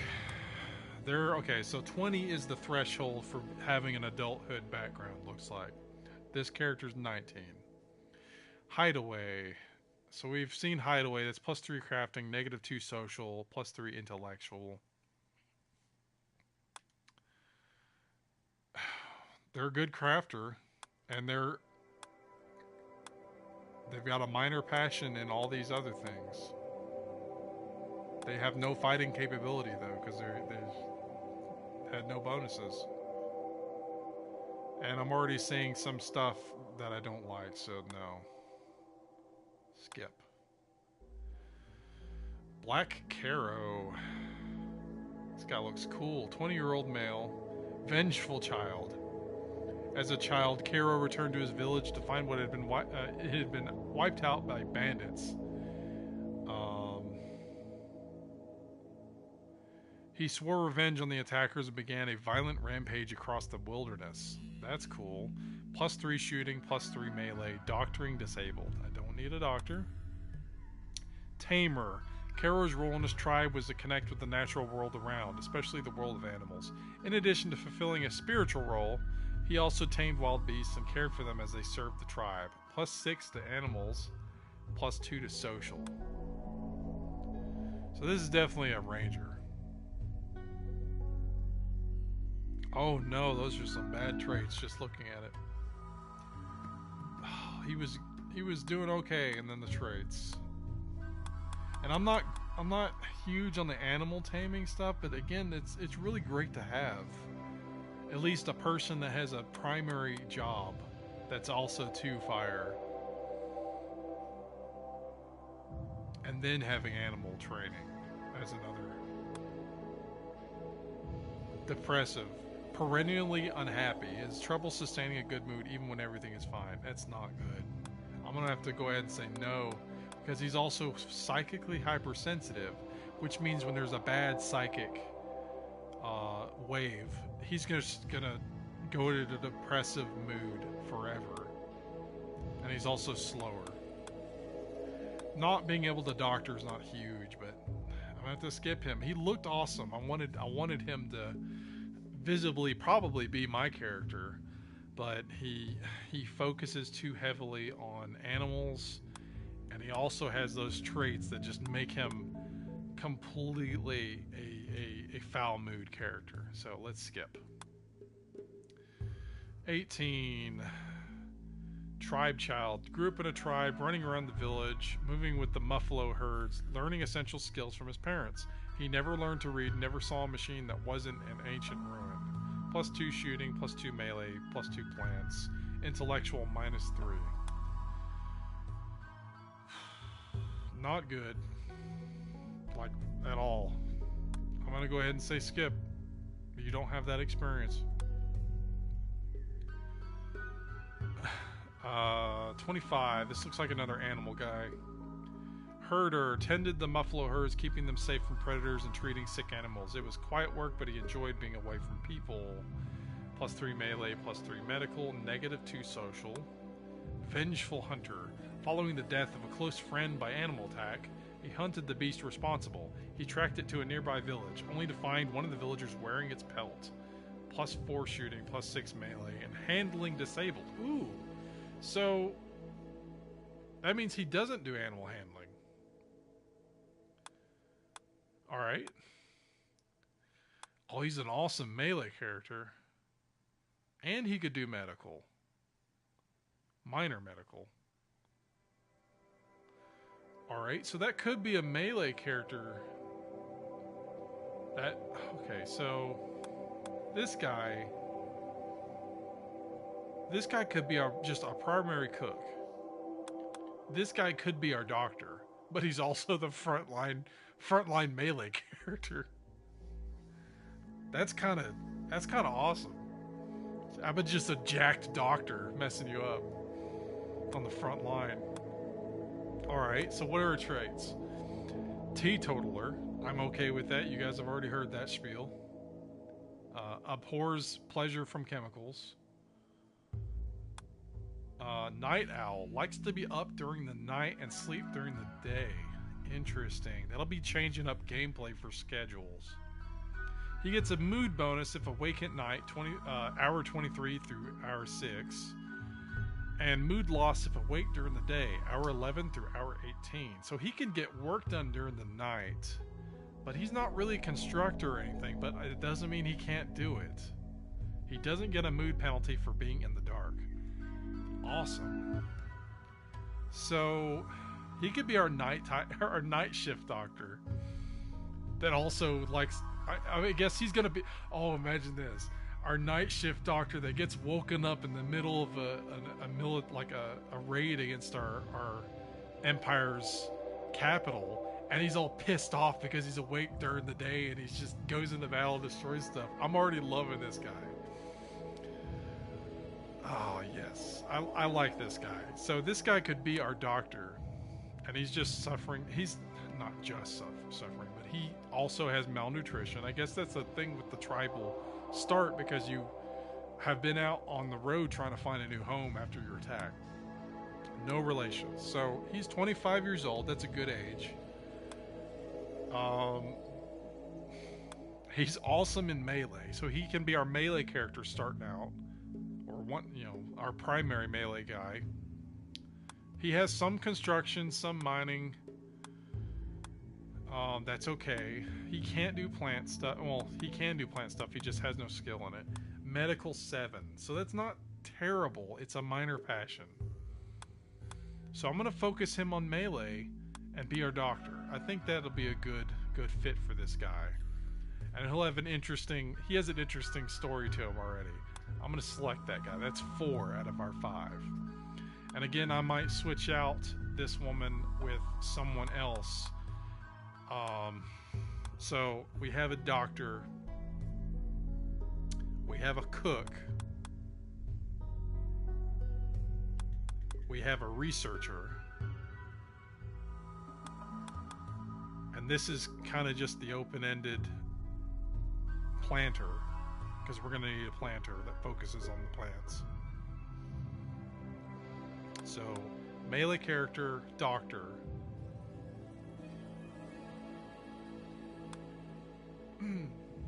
Melee character, doctor. Oh. Cook. Who could also craft and do planting if he needed to. Which he might have to do some planting in the beginning, which is fine, it's secondary. And then she can do research as soon as I got the table, and she'll be stuck to that table for probably the whole game. Our lore keeper. Alright. Let's look at these other people, because I haven't looked at them yet. Age 49, not a great age. Abandoned child. Born sickly, thinking they would only burden the tribe. His parents exposed him to the elements. Somehow he survived. +3 melee, +3 crafting, -2 social. Adulthood, vengeful hunter, +4 shooting, +6 melee. Handling disabled, so no animal handling. Shooting, melee, a lot better there. But there's no real good secondary.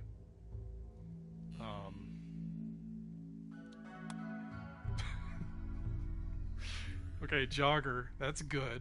That's great if I have them running around doing construction and hauling. They can't do animal stuff, so that's okay. Annoying voice. Voice has a particularly grating nasal quality to it, and he tends to talk in barked, garbled phrases. This predisposes others to like him. I kind of like that. A nasal... Okay, so... Can you do that? Grating nasal quality. Tends to talk in barked, garbled phrases. I I don't know how you would emulate that, but that's great. Just thinking about it. I'm thinking of like some large, muscular man that just... It's like a construction guy that's... It's I don't know, like, I have a lot of types around here. They always have dip in their mouth and you can barely hear what they're saying. It's what you get for being in the South, I guess. Okay, so their traits are kind. Oh, that's the next person. Oh, he has asthma too? I mean, it's not malnutrition, but asthma. That's not great. I know people with asthma. It's not fun. All right. Let's assume that he's a no. Let's go to the next one. 16. A budding artist. Okay, so this might be just an artistic character. Might be a crafter. Had a knack for art. Traders and collectors from many different societies sought to buy his creations. +5 to artistic. No adulthood because they're 16. Alright, not great. Yeah, not a great pick. Let's go ahead and say no. Because they don't have any skills that I need.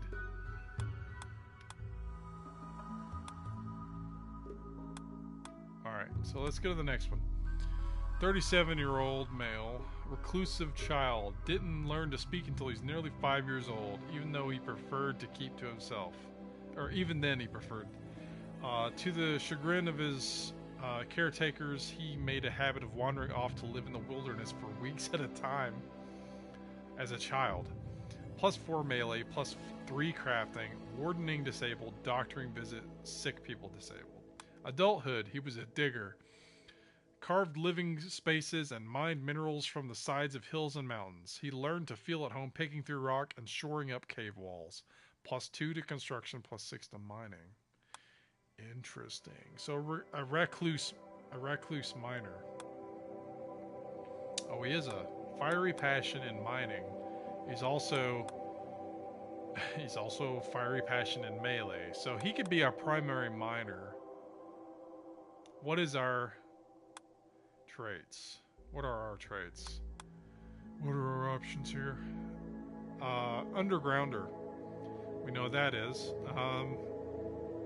Never feel cooped up or get cabin fever no matter how long he stays inside. Is not bothered by darkness. That's the other perk to that first guy not being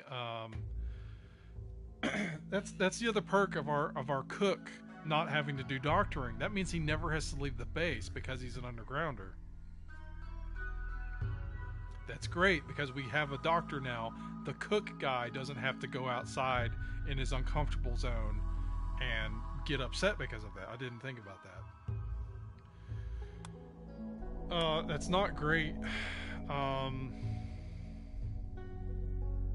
Unless this guy's I put him in a mountain and he stays there digging it out for us to live in, but that's kind of dangerous with like monster spawns in that. Unless I really set up shop. I don't know. So that'd be good if he's like deep delving miner. Jealous. It's degrading to have a less impressive bedroom than... Okay, so jealous is the one I was thinking about. So greedy is what the other woman had. So she wants a good bedroom. While jealous means she wants a good bedroom that's better than everyone else's. He gets a mood loss if any colonist has a more impressive bedroom. Okay, so... Greedy just makes sure that they... is a tolerable trait where they want a good living condition in their bedroom. Jealous, they don't want anyone else but them to have the best condition. Pyromaniac. Alright. They love fire. He will never extinguish fires. To relieve stress, he will occasionally go on random fire starting sprees. This happens more often if his mood is low. Yeah, just with that trait, that's going to have to be a hard pass from me. No, thank you. Alright, let's regenerate this character. Because I didn't like her... Well... Let's go to one of the other tabs. Let's regenerate this guy. 48-year-old, not great. Bully, we've seen that. +2 shooting, +2 melee. Doctoring disabled. Butcher. Main job in the hunting party was butchering of animals. Became a master with a knife. Okay, so this is going to be another melee character. And it's a great cooking character. And animals. Wait, what? So... Butchering of animals, became a master with the knife, able to extract every bit. Okay, so it's not melee based. She's a very passionate shooter, so she could be a hunter.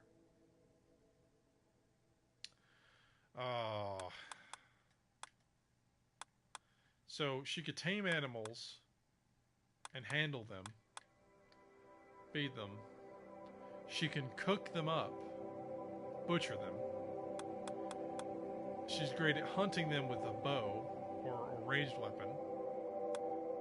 Unfortunately, she has a chemical interest, which means she's going to be consuming recreational drugs and have a downtime, like be angry when she can't have it. That is unfortunate. Yeah. And she's got medical issues, so probably would have been a good back and forth character with dealing with animals, but yeah, I'm gonna have to pass. Oh, I don't know if I want an animal person. This looks like an animal person. Herder. Muffalo Shaman. Because of her quiet wisdom and great strength, Donkey became the spiritual guide for her tribe. She had a special connection with the great spirit of the Muffalo. Not even that good at animals.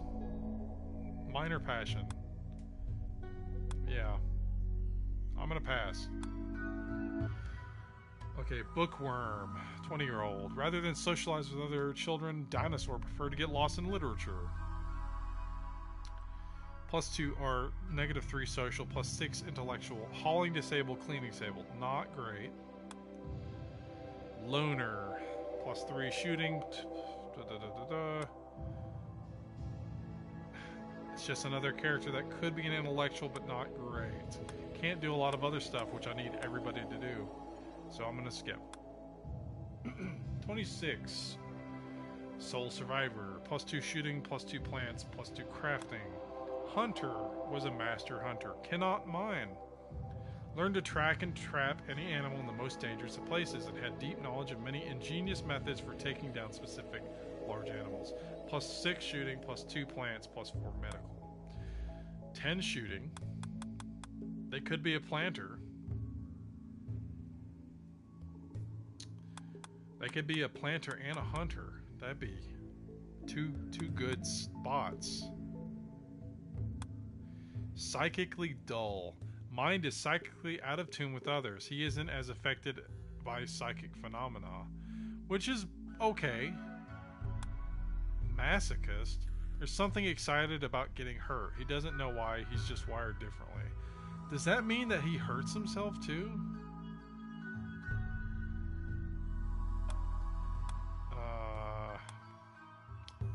No health issues. So this guy could be an excellent ranged character that is also my planter.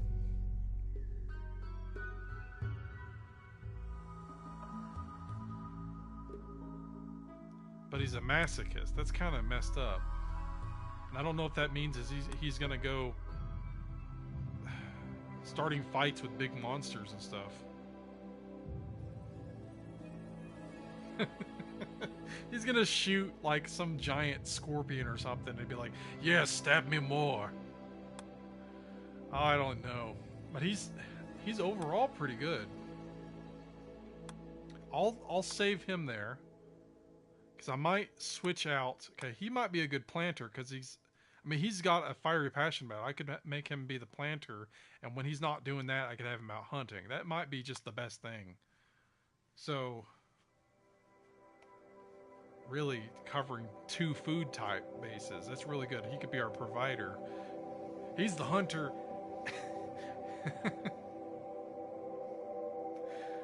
he's not the gatherer, but he's the hunter and the planter, hunter and the sower. That might actually be the best deal with him. Let's reset this one. This next slot. Age 45. Let's see.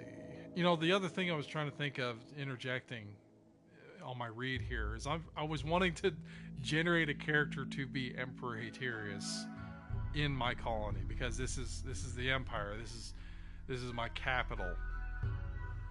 And the unfortunate thing is, yeah, I can't select what my traits are. I can't select what these people look like. And I was looking for a dark-haired, bearded dude that would be good with probably social, so I can have him, the Emperor, do wardening and be good at melee. So he would be converting people to the Empire while also being good at melee, hopefully. Again, I have no control over any of that stuff, so I'm just taking who I can. But I am on the lookout for a character that could be the Emperor, and I've already got 3 people, probably 4 now, that I definitely want to keep role-wise. That is the thing that I'm fighting with. I'm trying to role-play this out, and I'm also trying to fit my parameters. And I know I've been going for a while now. That's what this game is for me. These types of games where you are dealing with gambling for better chances, better people, better odds. I'm trying to fit my parameters of wanting specific roles to be fit, and also role-playing, which is, you know, my cross to bear. So this character, 45, budding artist. I don't know if I want an artist. Plank cutter. Build huge wooden structures by cutting trees. +3, okay. Melee. Okay, they're not great. I'm just going to go ahead and say no. 42, abandoned child.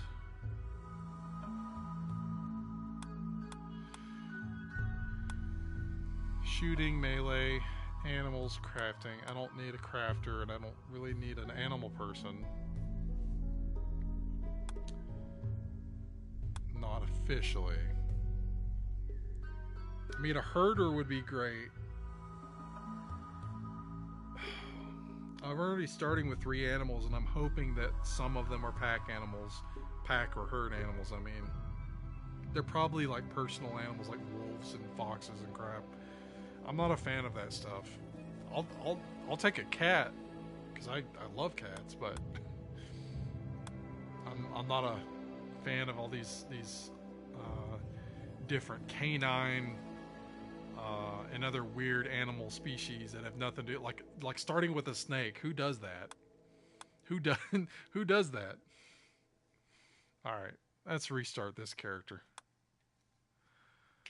40-year-old bully woman, a gatherer. Knowing her, using her knowledge of plants, roots, and berries, could find food in even the most barren landscapes. She stayed away from animals. So that's a great planter. Nothing else really sticks out. Skip. Ooh. 26, cave child. I'm hoping for this guy, because I could deal with this guy's beard. I'm hoping this will be the guy. Grew up in a large and intricate cave complex that extended deep into a mountainside, so he's a vault dweller. He helped the adults maintain and improve the deep caves. +3 construction, +3 mining. Hunter. Tracked, trapped, and killed animals for their meat and leather. Used both ranged and melee weapons. Sounds good to me. Sometimes he hunted alongside animals. +4 shooting, +3 melee, +2 animals. Come on, good skills. Come on. Mining is really good. Construction he has a minor passion for. He has a minor passion for shooting, and that's it, and animals. Ooh. He doesn't have any social though, but I could make him be the social guy. Who wants the Emperor out in the field though, mining at all times? And he's a night owl. He's an undergrounder. He never. Okay, so he's insider. So this is my dwarf miner. That's the other thing. Him being an undergrounder kind of messes up the whole go outside and mine deal. Because I'm not starting in a mountain. I'm starting in a small hill area. So there's tiny little formations.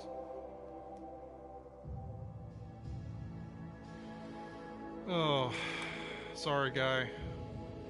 You were a good pick for mining at least, but you're gonna get a debuff from being outside, so I'm gonna have to say no. 30-year-old artist, treehouse builder, planting art. Okay, no, not good. New guy. 47-year-old bully, lore keeper. Nope. Her name is Cockroach. Cockroach Hawk. Okay. Vengeful child. 43.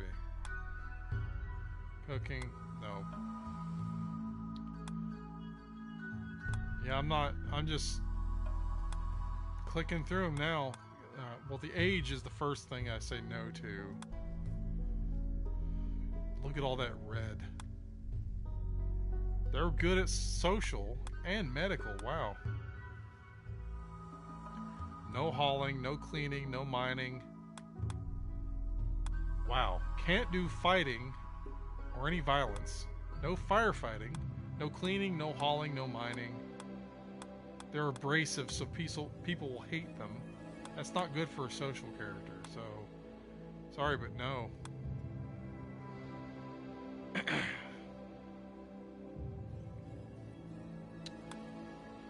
Cooking, no. Okay, construction. 27-year-old bully and a Muffalo shaman.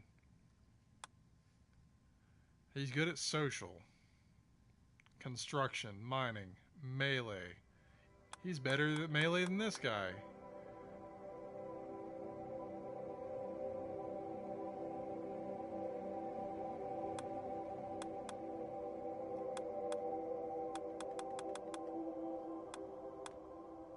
Brawler. Likes to fight up close and personal. His accuracy is greatly increased in melee combat, but he'll be very unhappy if asked to carry a ranged weapon. It increases his melee hit chance too. Quick sleeper. Greedy, so he wants an impressive bedroom too. Is this our Conan the Barbarian? Oh, he has an old gunshot. Ouch. He's a great melee character. He's good at construction. He's really good at construction increase, and he can talk. It increases melee chance.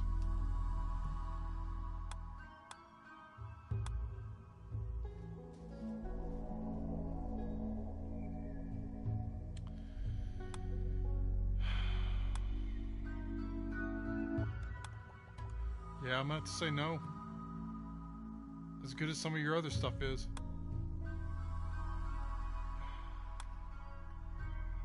Nope. I like that guy's beard. He's a good planter. Trigger happy. Pew, pew, pew. Just likes pulling the trigger. Shoots faster than others, but less accurately. Psychically deaf. That's alright. A painful scar. That's going to affect his mood all the time. I'll say no.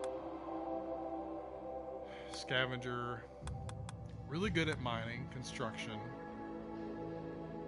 Chemical fascination. That's a no from me.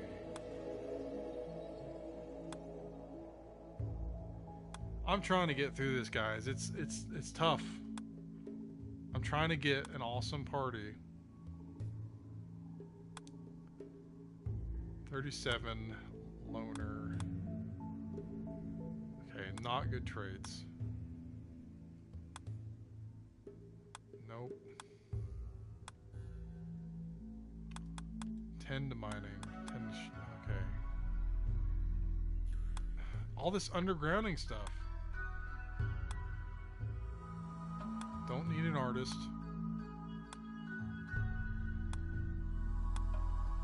I'm just clicking through them now. I don't need artists. I'm trying to survive out here right now. You don't really have anything I need. You're depressive too, so no thank you. A knack for art. Quit giving me artists. Tormented other children for fun. Already sounds bad. A great miner. Not much else. Jogger, hard worker. Natural hard worker will finish tasks faster than most. No.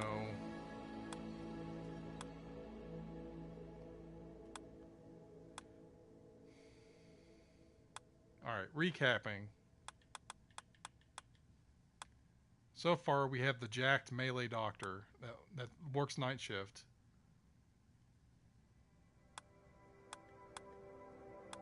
We have a very much maybe that I may be switching out character that could do construction, crappy construction, and planting. I don't honestly need her, to be honest. I'm gonna just go ahead and unselect her. We have the firekeeping, hearthkeeping, cook. That can also do other stuff in mining or planting or medical, but I have the Jack Doctor, so this guy's going to be our cook that stays inside. He's got awesome traits for that. Super immune.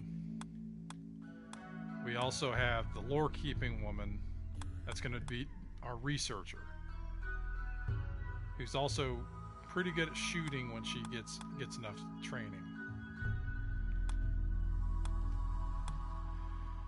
Okay, so doctor, cook, researcher.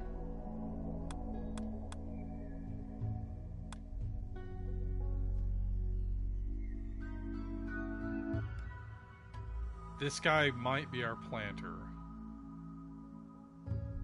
Planter hunter. Forgot about that. I'm gonna go ahead and put him on. Skip that guy, okay. Nothing good for them.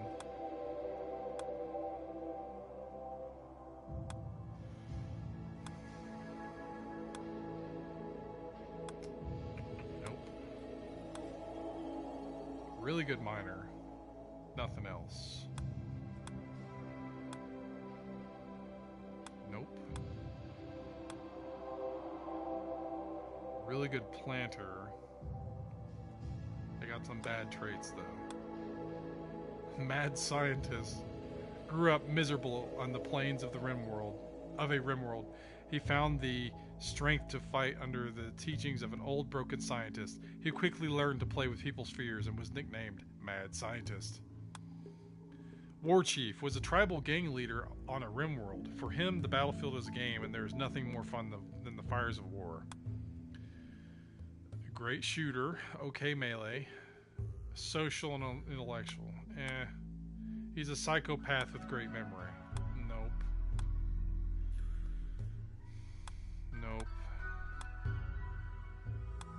Nope.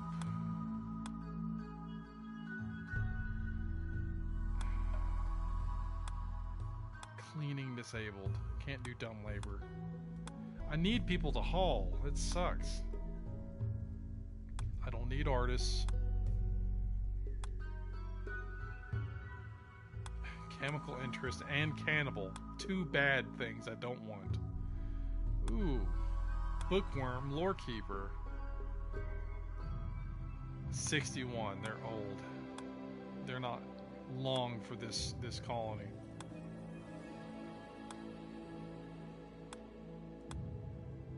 It's probably affecting their health too, the age. Because spine was a thing I saw before. Great fighter overall for orange here. Nothing else. Probably could do animal stuff. 82 though. Nope. 18. Nope.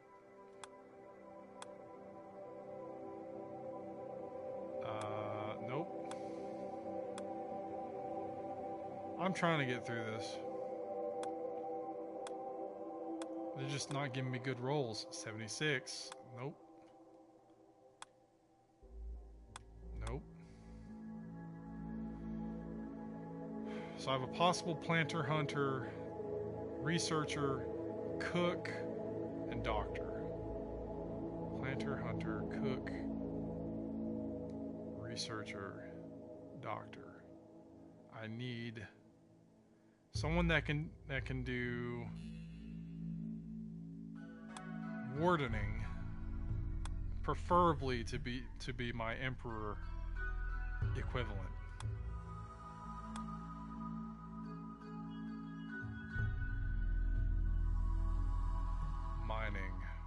Mining and construction are the two big things I'm lacking, and social. So mining, construction, and social.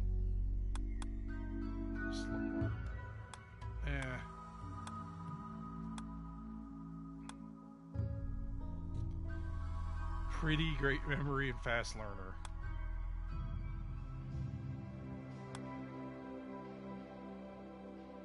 Fantastic memory for detail. Lose unused skills at half the rate. Fast learner. Knack for learning. He picks up things much faster than others. Global learning factor. Okay, so that's interesting. Malnutrition. He's 19 years old, so he doesn't have a big thing. Social -2. So he has no social, but he can do it. He doesn't have anything blocking him out. He's got a beard too. He's a bit more tan than I'd want the character that would be Emperor do. He's got minor in construction. He's got better melee. So if I have him as my constructor and focuses on melee, how would I get his social up other than just talking to people, like trading? How would I get that up? I mean, he's got faster learning for that, but he doesn't have a bonus outright for it. Okay, let's go over to this guy and switch him around now. 63, Dusty Farmhand.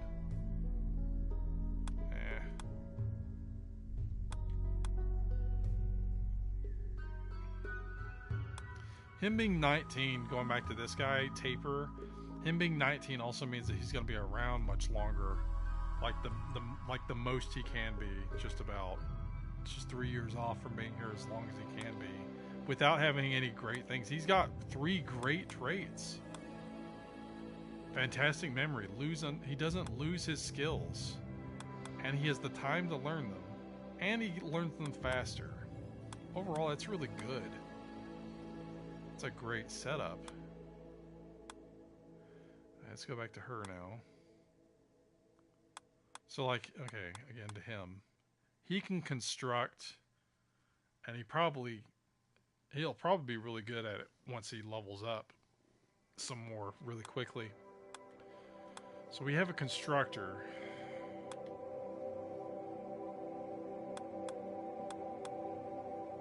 But he has no social. So I'm seeing if there's a chance. So you're telling me there's a chance that I could get a good constructor. I mean like a social guy and constructor. Social and construction would be good. Because I'm building my empire and converting people into it. Nope. Nope. 63-year-old. I'm just going by looks now. I'm just...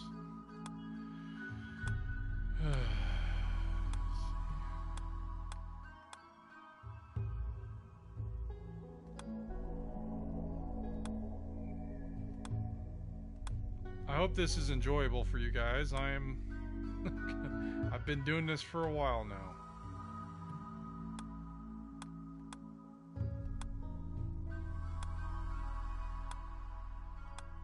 I'll get to the game eventually. Like I said before, you guys probably didn't catch it. This is me fighting the gamble that is generating randomized characters. He's really good in melee and construction. He's unfortunately got a chemical fascination.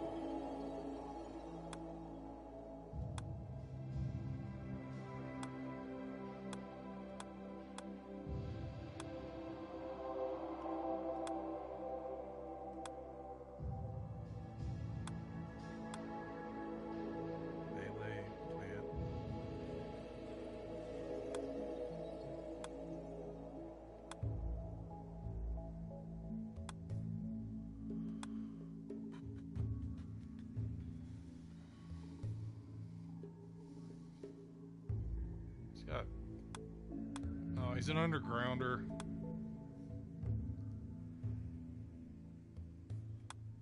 That just means they don't want to be outside. It's not good. Because there's a lot of outside. Especially if I send them on caravans and stuff like that. They're going to see all the outside.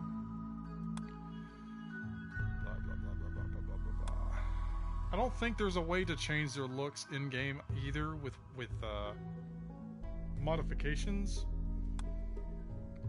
That's kind of why I'm also looking at what they look like. And again, I'm trying to make an Emperor Haterius character, or at least a representation, that I want to have do wardening and construction. Specifically those two. And then I might be good to go. I'm just not having it, apparently.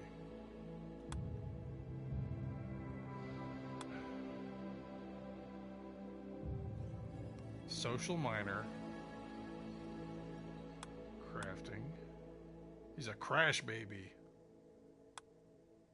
He's also a weaver.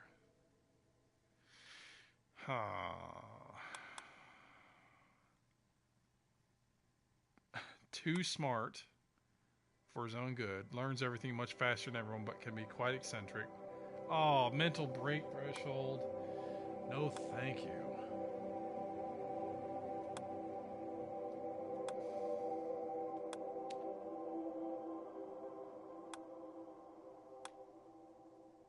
Undergrounder.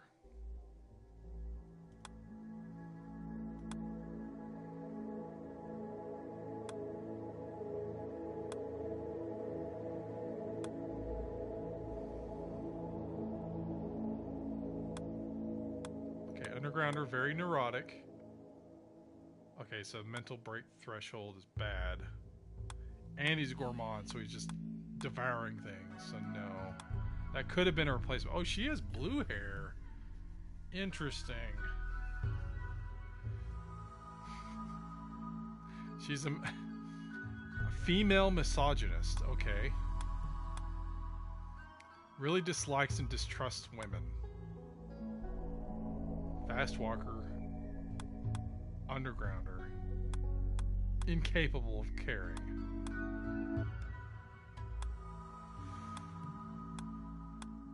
All right.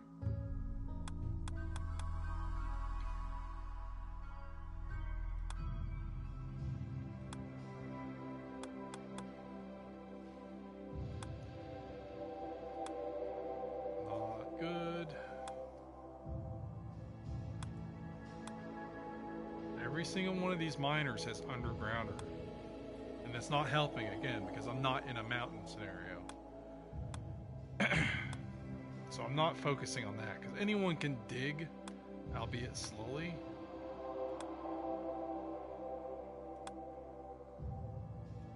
And I just don't want them to be pissed off from being outside while digging. So again, I'm looking for construction and social. And without bad traits.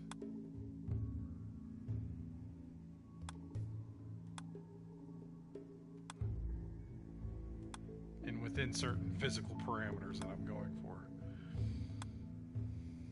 Look at that dude's chops. Alright. What has he got going on? He's a herder. He's a digger. He's 20 years old. He's a slow learner and greedy. That's not bad. That's not bad at all. I mean, slow learner for experience, but he's a great miner, but he's also a great medic. He doesn't have undergrounder. That's tough. That's tough. Slow on the uptake, learns much slower. He has some melee. He's a minor passion. He's very passionate about mining. He's got 1 point in social, so he can do it, I think. I'm not sure. Alright, let's go over to her. Switch her around. Because that guy I might keep. That might be the guy. Nope. Nope.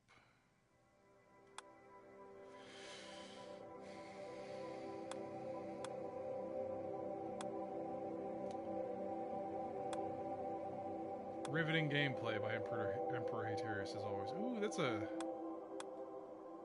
psychically sensitive, quick sleeper, ascetic, forsaken physical comforts and enjoyments in favor of a simple, pure lifestyle. Would become unhappy if he's a bedroom too impressive.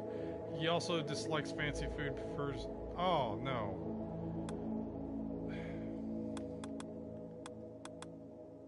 Prefers to eat food raw. Just a raw potato. Just a straight raw potato.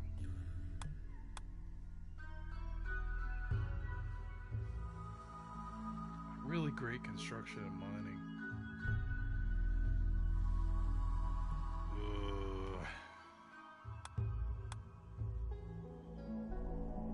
I don't want him being all weird though with the asceticism. Sorry. Like, these guys are getting so close to being really good, but they're just like one trait destroys their gameplay.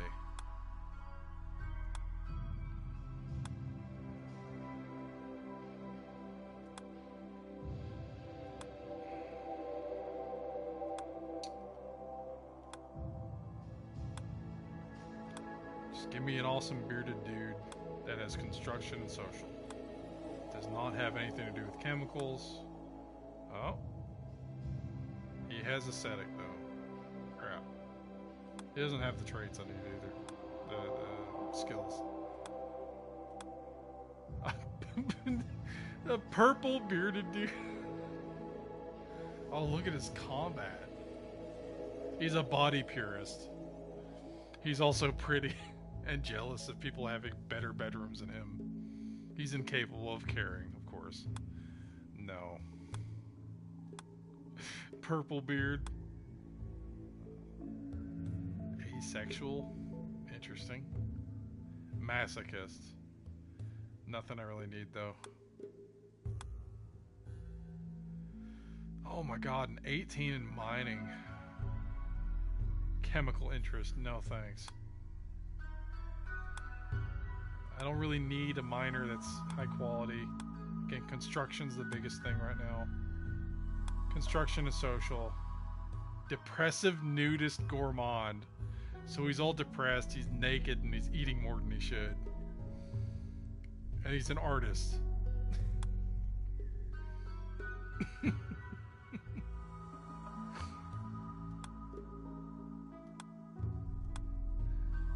I'm just having fun looking at these guys. I'm not trying to skip gameplay. I know I'm taking forever. It's like anytime I'm in a game where you have to make the face or whatever, I don't think I've taken as long as this doing that, but That's a female.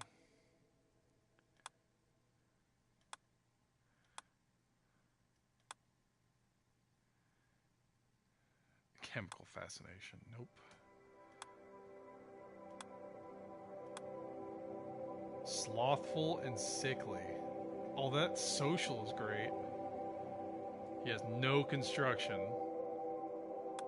What is... Okay, slothful loves idleness and hates anything productive. He moves slowly and rarely stays focused. That's not good, obviously. Sickly is an awful immune system. Nope. Okay. It's also 52. Not great.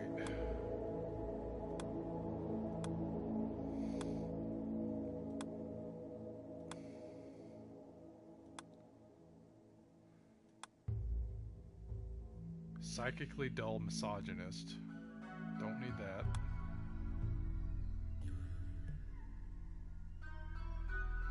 Psychopath.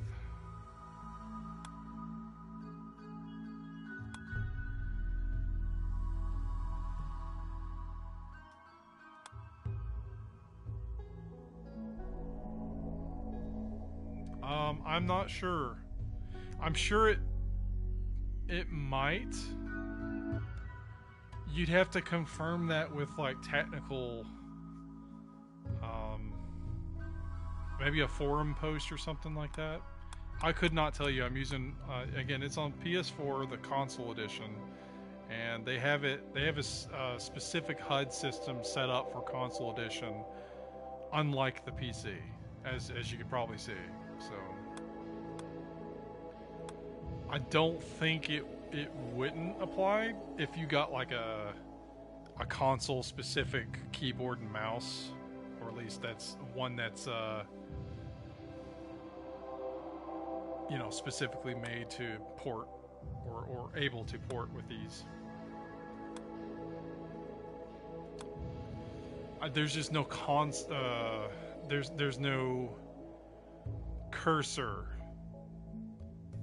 active, so you probably could like push a arrow keys or something like that to switch around, but I don't know how that would apply because everything has a visual console button on the prompts and everything, you know, so you'd have to hotkey that somehow, and again, I couldn't tell you.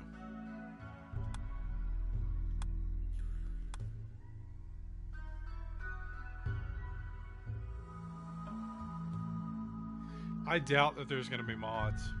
I think they're just going to have the expansions, and starting out already, if you had pre-ordered it, the deluxe or whatever, the bigger edition, you get royalty, which is what I have.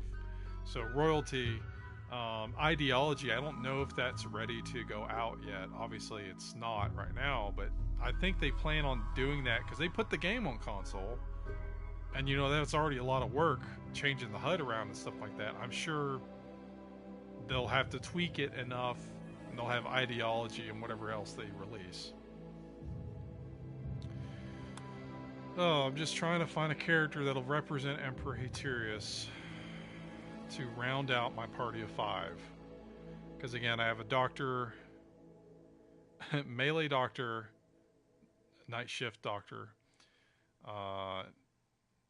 isolated cook, chef, lore keeper, researcher, a dude that's probably going to be my grower and my hunter, and then I need a social character and construction character combination that I want to look in a way that I want to represent Emperor Haterius, because it's story interesting, and I don't need any guys that's chemically interested or nudist or pyromaniac or any of that crap, or an undergrounder, because my character's going to be outside building, he's going to be outside talking to people until I get a throne room or something like that, you know, all that good stuff. I'm not focused on mining. Like, mining is something everybody can do. I need my character to talk to prisoners and convert them to my empire, go outside and trade with people, and build the physical empire itself. I don't need chemical interest. Stop giving me chemical interest.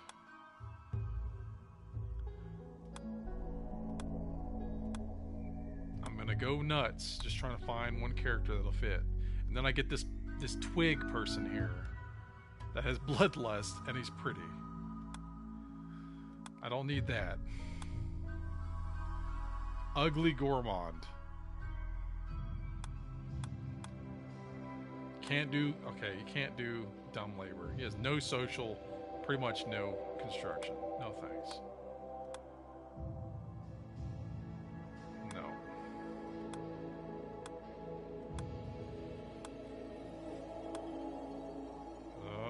Chemical interest.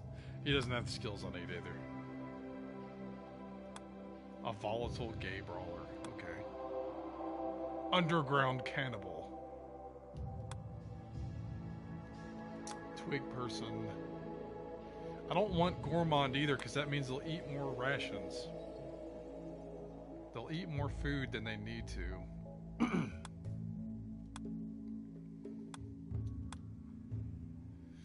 A sickly dude. Nope.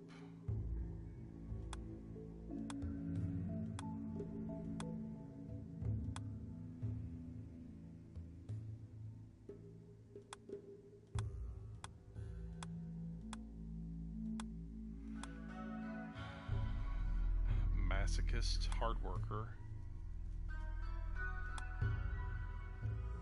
Nope.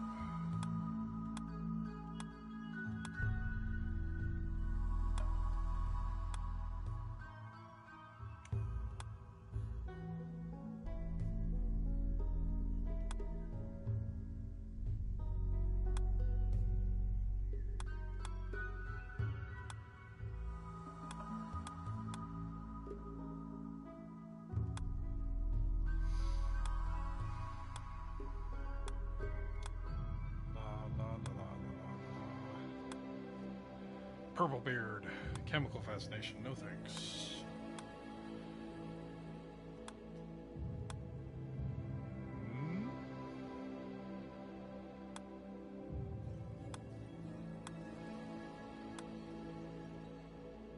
Optimist is naturally optimistic about life. It's hard to get him down.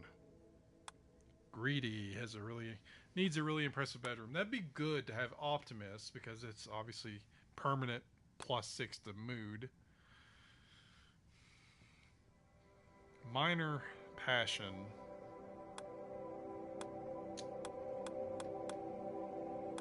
He has a little painful scar. He's 47 though.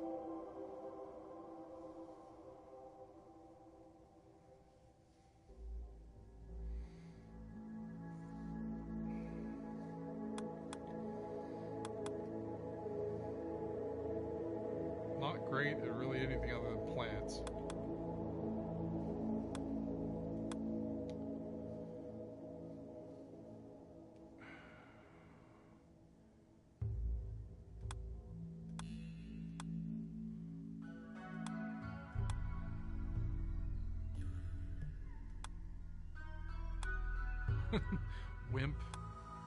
Wimp trait.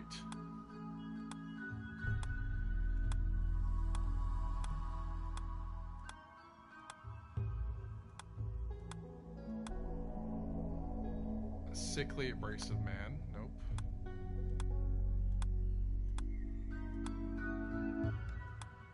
Pyromaniac. Nope.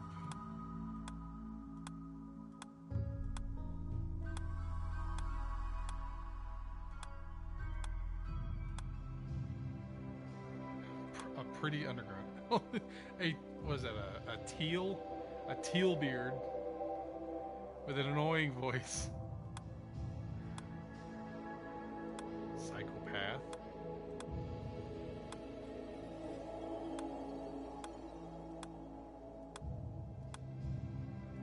Come on. I don't want to be here all day.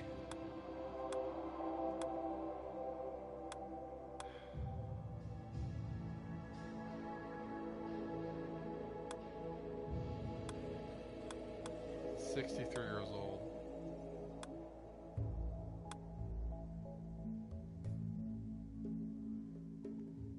pessimist. That's not good. Pyromaniac. Nope.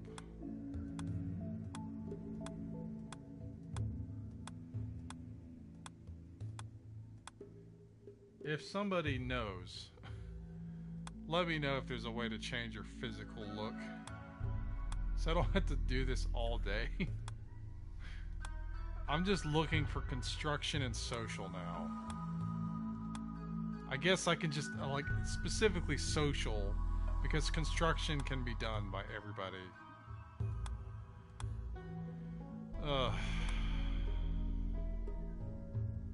Okay, so that's both. Undergrounder, though. And pessimist. Not good.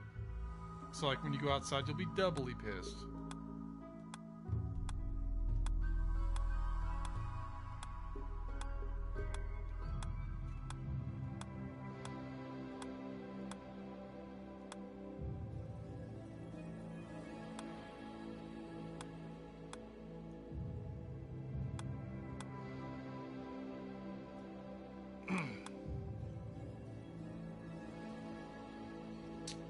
Iron-willed brawler. Tamer, okay. 47 though. I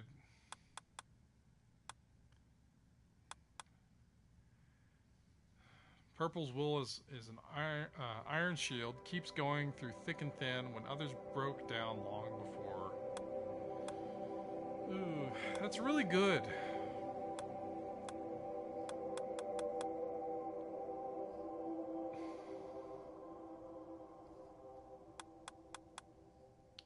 Nope.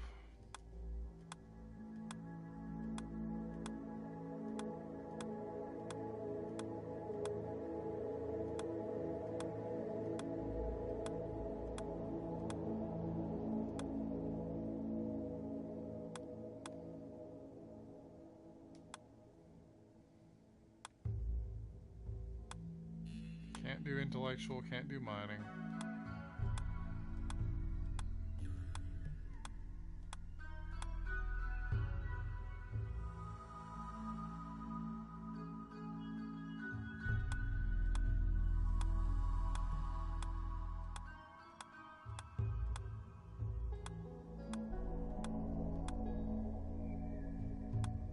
Don't want gourmand.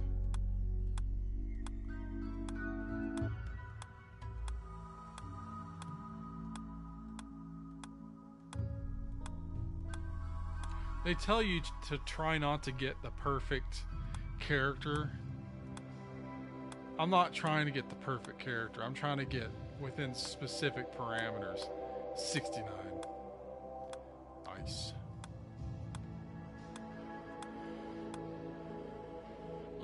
Undergrounder. No.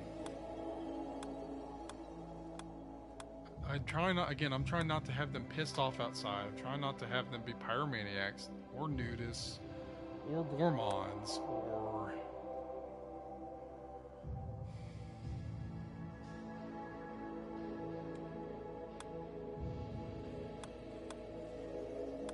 a lot of things. Great memory, night owl, nervous. Great social. Okay, night owl. He's up at night. He's got increased.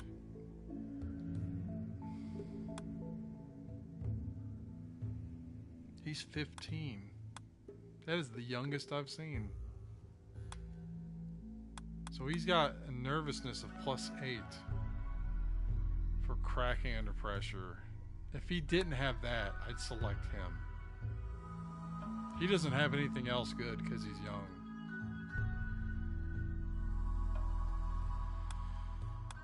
And he's the youngest I've seen, so that means he'd be sticking around the longest. But he can crack under pressure easier. And he also has to be up at night instead, which is not going to be great.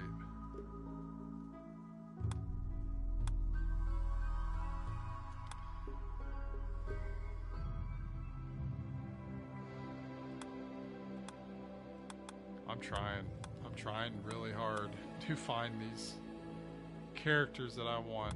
This one character specifically, I mean. Again, he's going to be, I don't want chemical. I'm trying to make him the Emperor, because I can rename them. And it's just not giving it to me. I've got all these other good characters that I've spent time, plenty of time getting.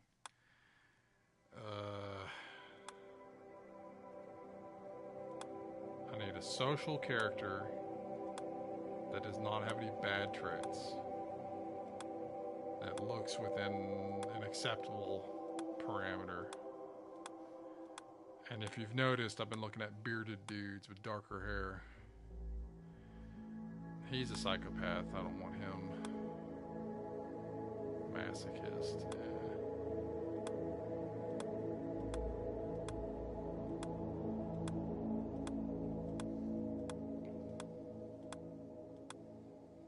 What I want them to do is allow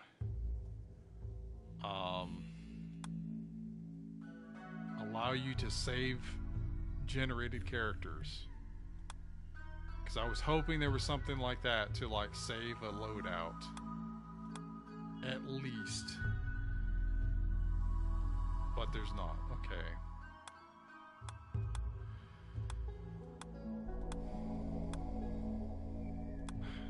Nope.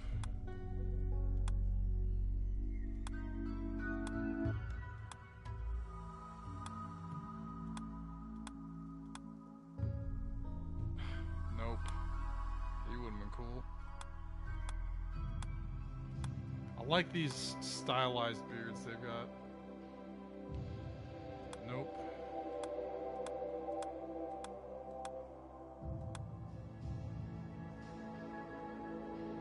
Can't do my annoying voice, greedy and wimp. Nope.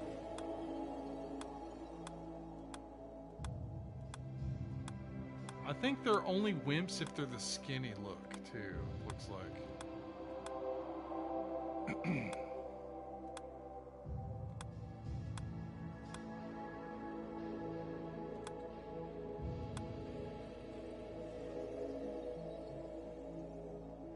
Can't do social.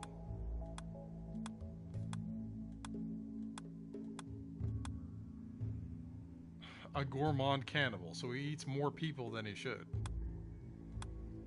Than he normally would. Nope.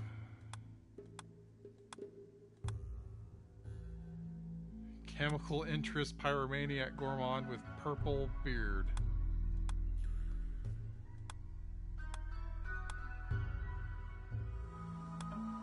God.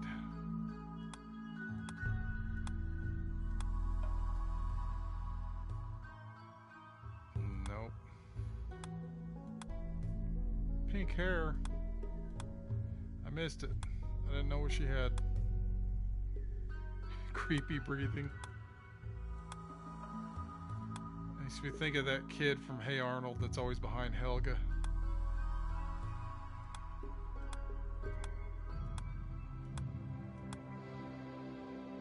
Hard worker, too smart, no social. It's also pretty old in terms of this game.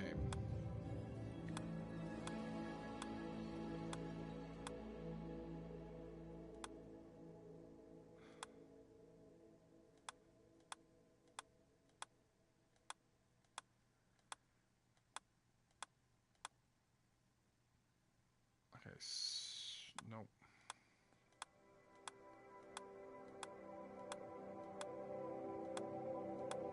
Killing me, Smalls. Come on. Psychopath.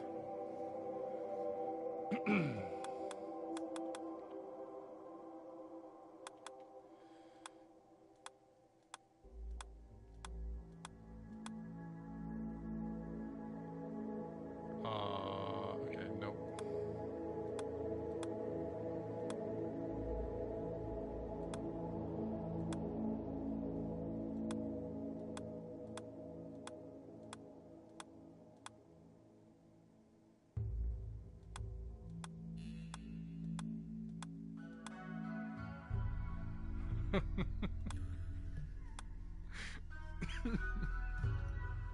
Just imagining.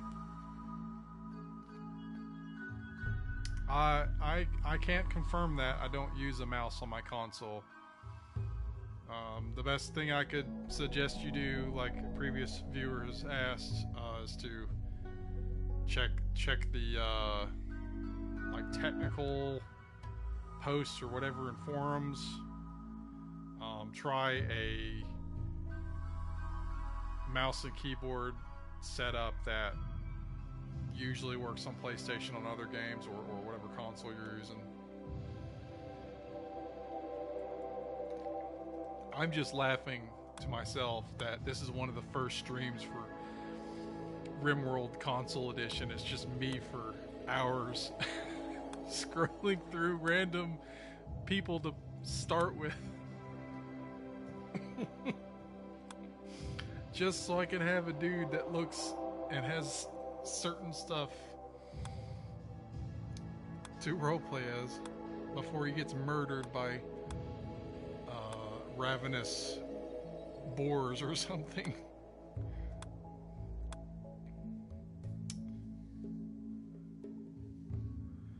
God.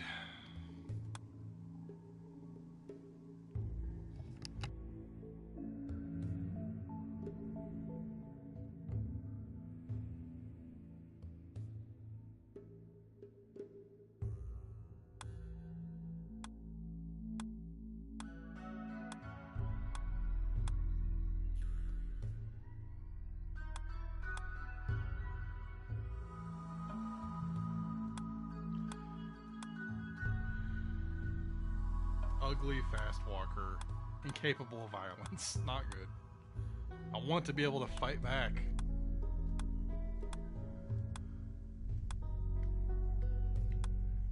I'm fine if my character's ugly. Just give me the ability to fight back.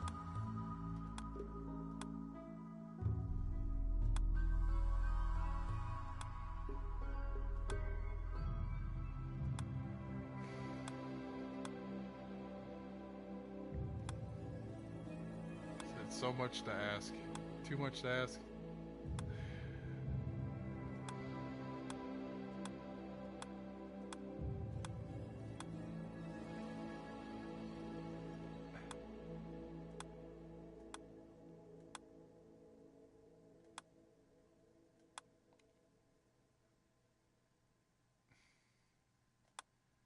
I don't want that constant debuff of being outside.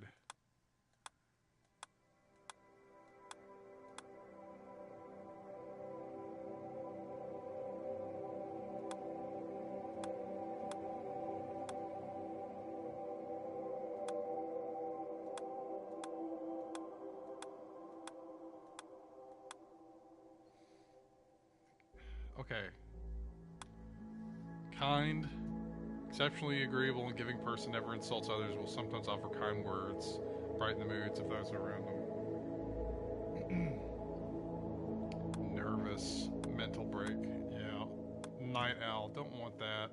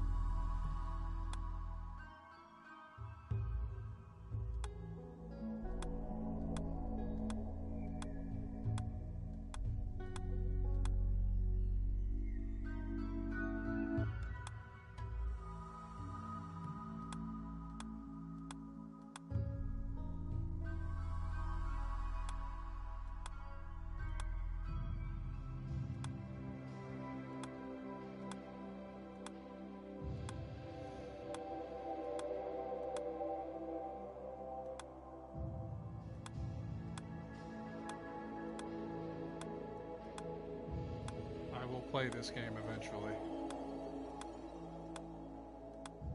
The next step after this, once we get on the map, will be extensive research of what's on the map after I save, because I have the type of saving where I can manually save. So I'm going to start by confirming whether or not this is a one save slot game or a multiple save slot game. And if it's a multiple save slot game, I'm definitely going to have a save at the very beginning of my quote unquote landing or my game start, so that I can go back, change up my layout of my base and stuff like that should I need to, in terms of meeting the best, like having the best like efficient layout, because that's something I enjoy doing, is being able to think back and be like, yeah, this would work better this way because of my expansions later on. And what I'll do is, after I get the save, is I'll start blueprinting out stuff. Of course, you know, I'm starting as a tribal, which is the first time I've done this. So I don't have much to work with, but I can make walls and I can make doors. It's the most I can go ahead and confirm that I can do, as far as I know.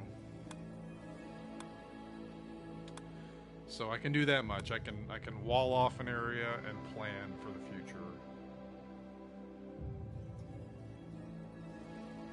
That's a great social, but he has a chemical interest.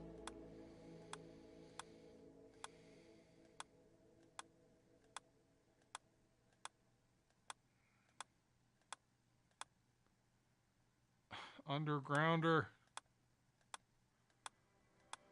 I want my dude running around outside, building, and talking to people, and being in combat, and not doing drugs, and not overeating.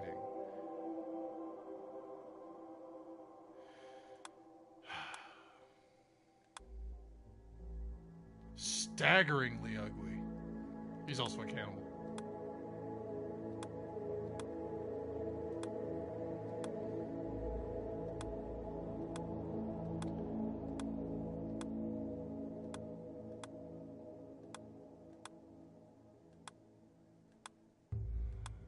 Featuring Dante from Devil May Cry 5.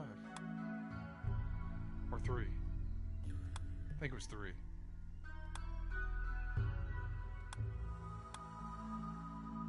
Undergrounder.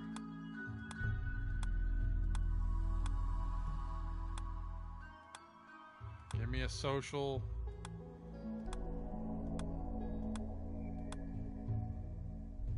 Undergrounder. Great social right there. He's ascetic though, so he eats raw food. Undergrounder. Yager. I'm not blonde. My character's not blonde. Probably a health thing anyway. Chemical interest, nope. Sanguine, so he loves blood. Naturally upbeat about his situation. Pretty much all the time, no matter what it is. Oh, that's good. It's nothing to do with blood. He's just permanently in a good mood. Teetotaler, that's good. He has malnutrition, so it's not terrible.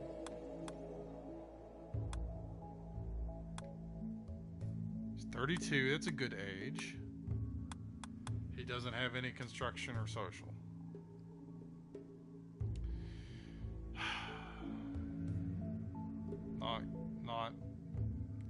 Not my bag. That was great until he didn't have the skill I needed. A social at least.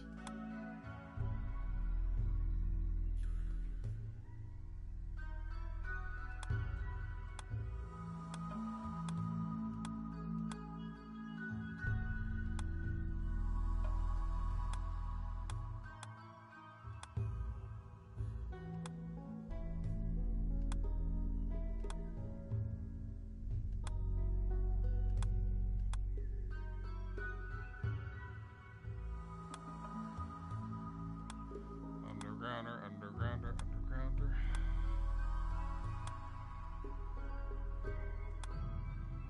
Tortured artist.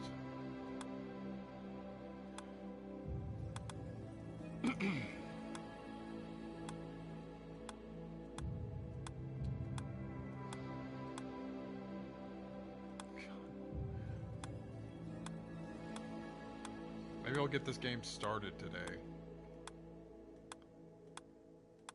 Before I have to sleep for work. Again, this is all on me, guys. Obviously. I am being too picky.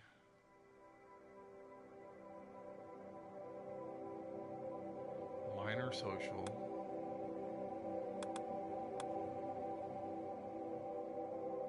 Doesn't mind if others are butchered, left unburied, imprisoned, or sold to slavery unless it affects him. He also feels no mood boost from socializing. He's a psychopath, that's what it means. Loves idleness and hates anything productive. Moves slowly and rarely stays focused. The task thing is, I mean, everything else was fine until it mentioned tasking. I'm fine if he moves slower, but he would, like, there's a chance that he'll just stop doing his task, though, which is annoying. And it also screws up plans. The psychopath thing I can deal with, because it means that he won't be as bothered by bodies out in the fields and stuff after a battle.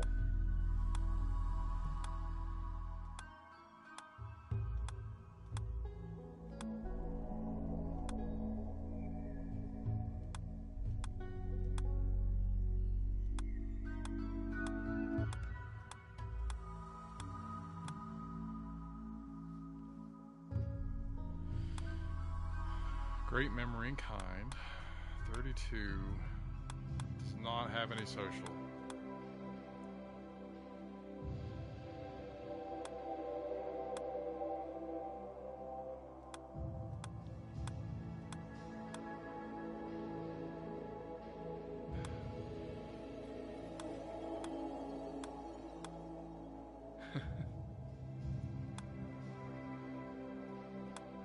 Green hair, was that the Joker? Construction. Undergrounder, of course.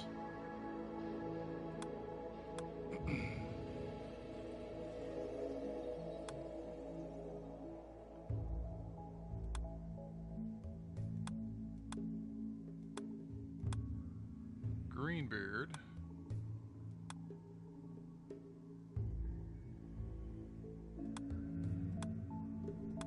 So sanguine would be great. That'd be an awesome thing, because my character is always about, oh, there's speak of the devil. Incapable of social. Nope. Sanguine would mean that my Emperor character is always focused. That is a female. Always focused on how good it is to have this place. As he should be.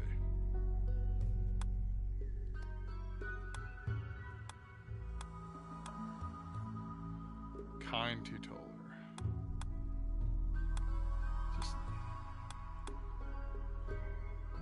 Just nothing going for these guys.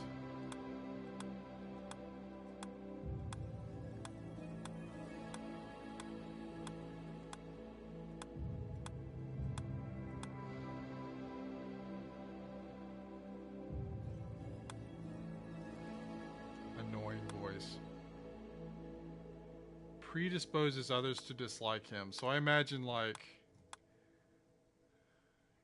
aching. Okay, he's got an aching wound. Don't want to deal with that. Imagine he's got like a Mike Tyson style voice.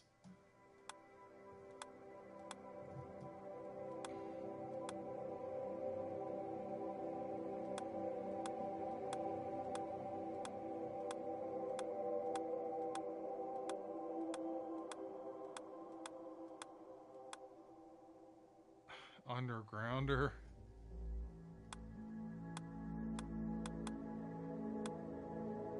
Oh god, he's all sorts of injured.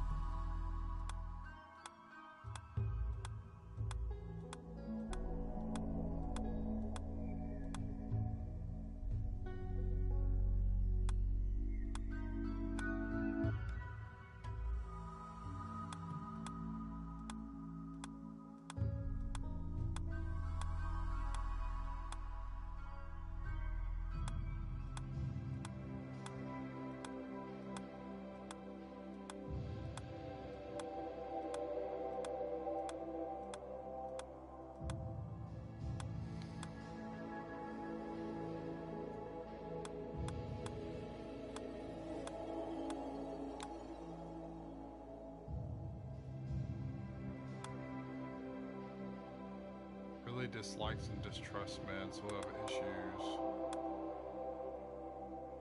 But he also never judges people by their appearance. Okay. Something's not tracking there. He also didn't have great skills to start with. Steadfast psychopath with 8 social. Great melee. He can't do cleaning, he can't do hauling, he can't do plant work.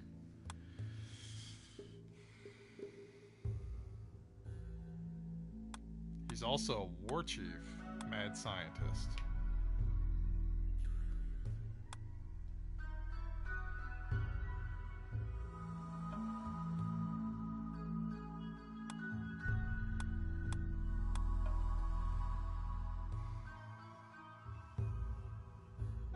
Can't do hauling, cleaning, hauling, or plant work.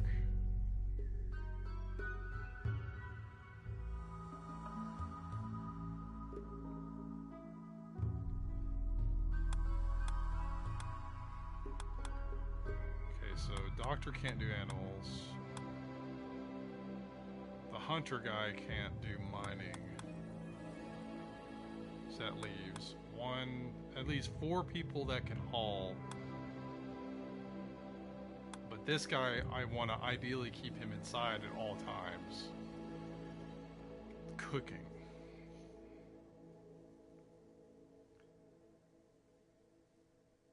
It also means he's also a crafter. I could have the cook guy crafting bricks inside in the early, and probably honestly continuously making bricks of stone. She's going to be inside researching. He's going to be out in the field. He's going to be out in the field at night. Honestly, doing nothing else. So he's going to be my main hauler at night. Crap, everyone's going to be up working during the day, making this stuff to be moved. And he's not. So I'm probably going to have him doing late night.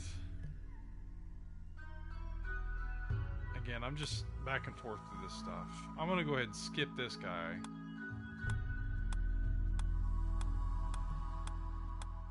It'll be interesting. At least with the doctor, I mean. He's going to be always pissed. Oh, if I get a doctor that's pissed off for being up during the day when someone's dying.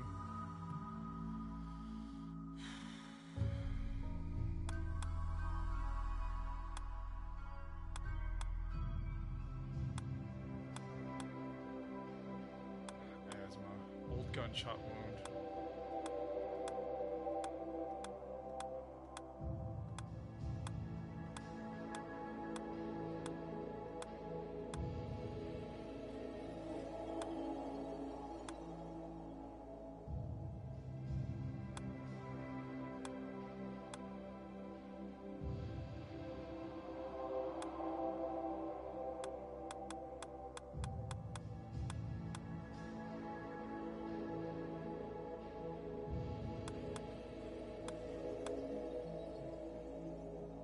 Okay, he's a fast learner, he's a brawler, so he's great in melee. He's got no health issues, he's 34. And he's good with planting, so he can help with plants. I think this may be what I'm going to deal with.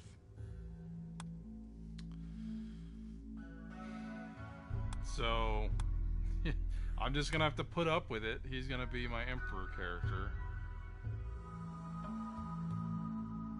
Yeah. Melee.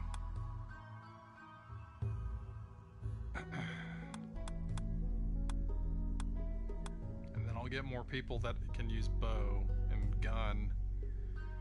That's...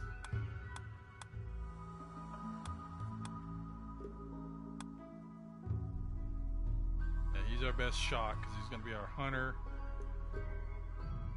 and planter. Main planter, I guess.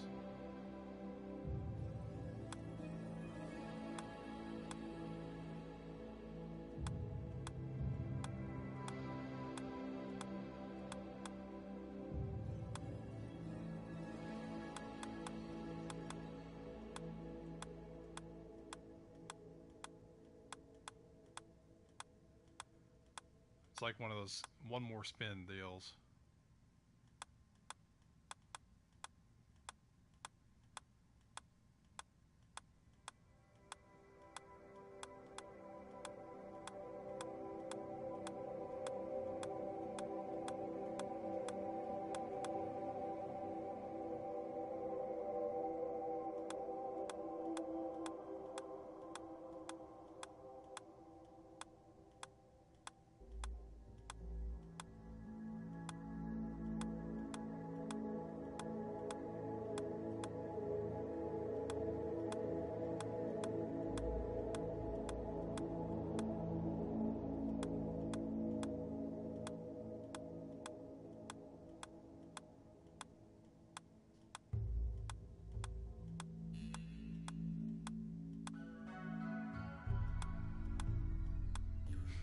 Staggeringly ugly.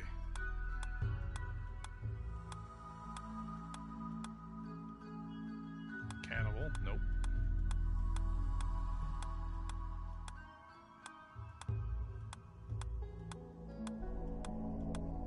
They give me too much power to be able to do this, honestly. There should be like a limited number of rerolls. That way, it mechanically makes it fair, and I just have to suck eggs after that because this is just what I do for the rest of my life until I find just the right thing.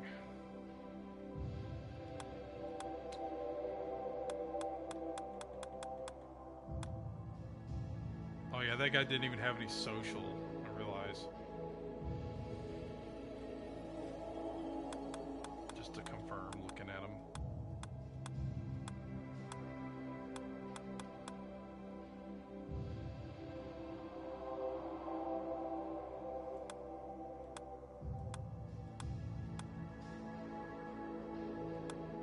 Pyromaniac with a beard. His beard's just on fire all the time, like Blackbeard. Or he would put smoking wicks, like cannon wicks or whatever they're called, in his beard for added intimidation.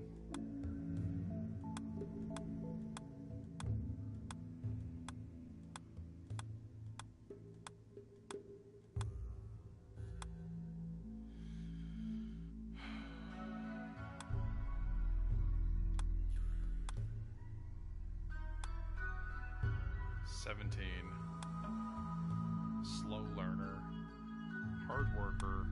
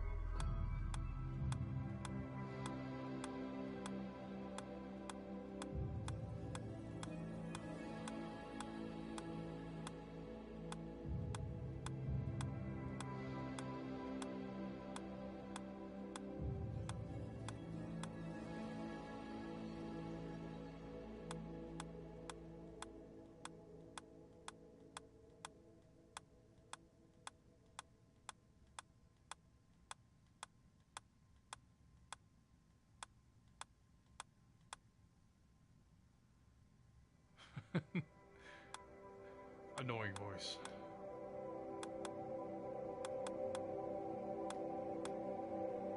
Yes. Super immune.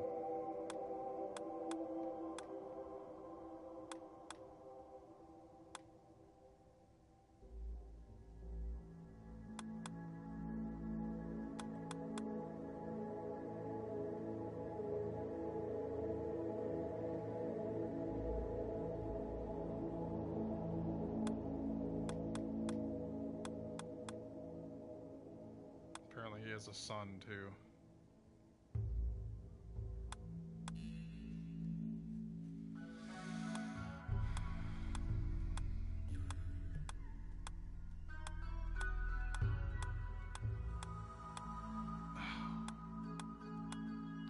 Keep going past these characters I want to look at. Nope.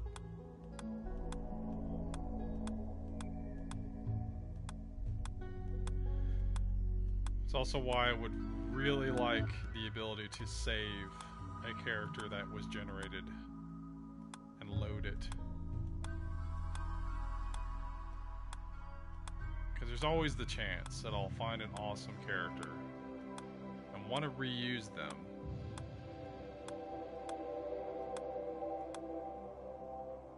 Not that it matters too much. I mean, I'm putting too much stock into me wanting to keep characters in this game that's all about random generation and random story elements that gradually go up. Incapable of violence. That's not good at all. Don't want that.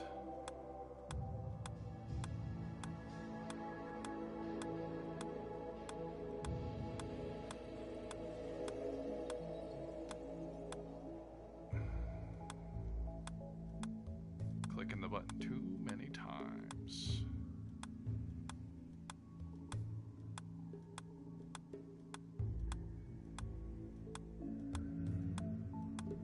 Too fast, I should say.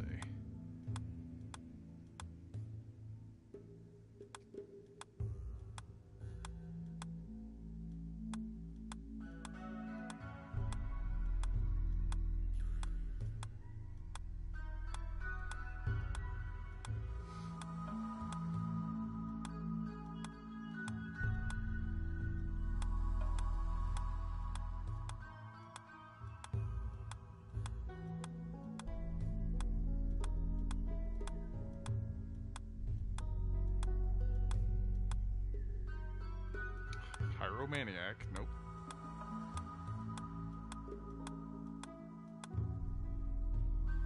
Nudist, nope.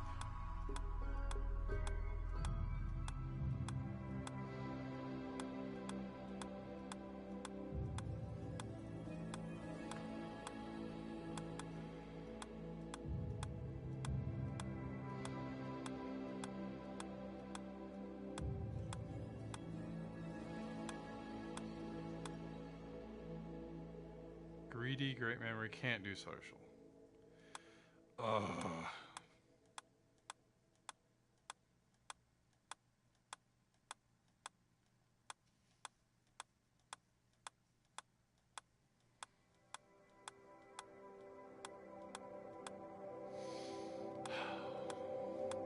Keep skipping ones I want to look at.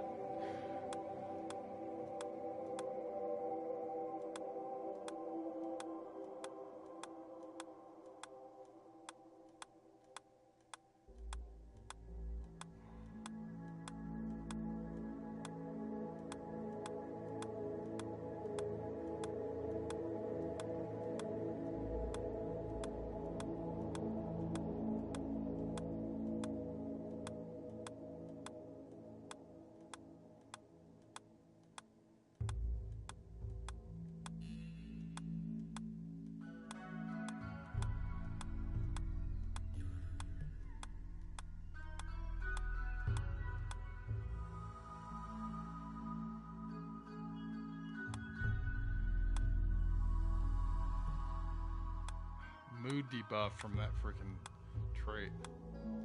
Tortured artist.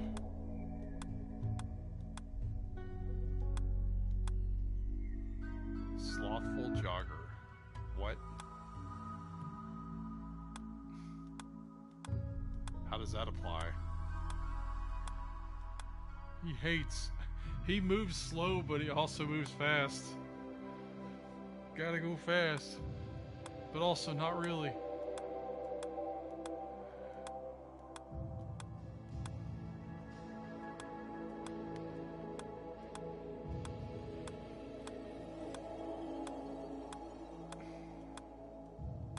I hope this map is good. I really do. Body modder. Okay, he can't do dumb labor. He also is volatile, so no. He wants freaking cybernetic and artificial limbs. So there's also no.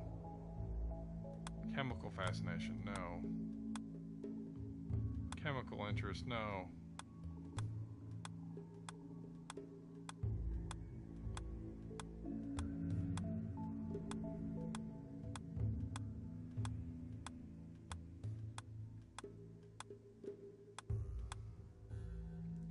Nudist, no.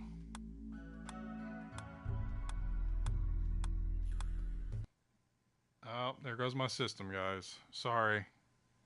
See you guys in the next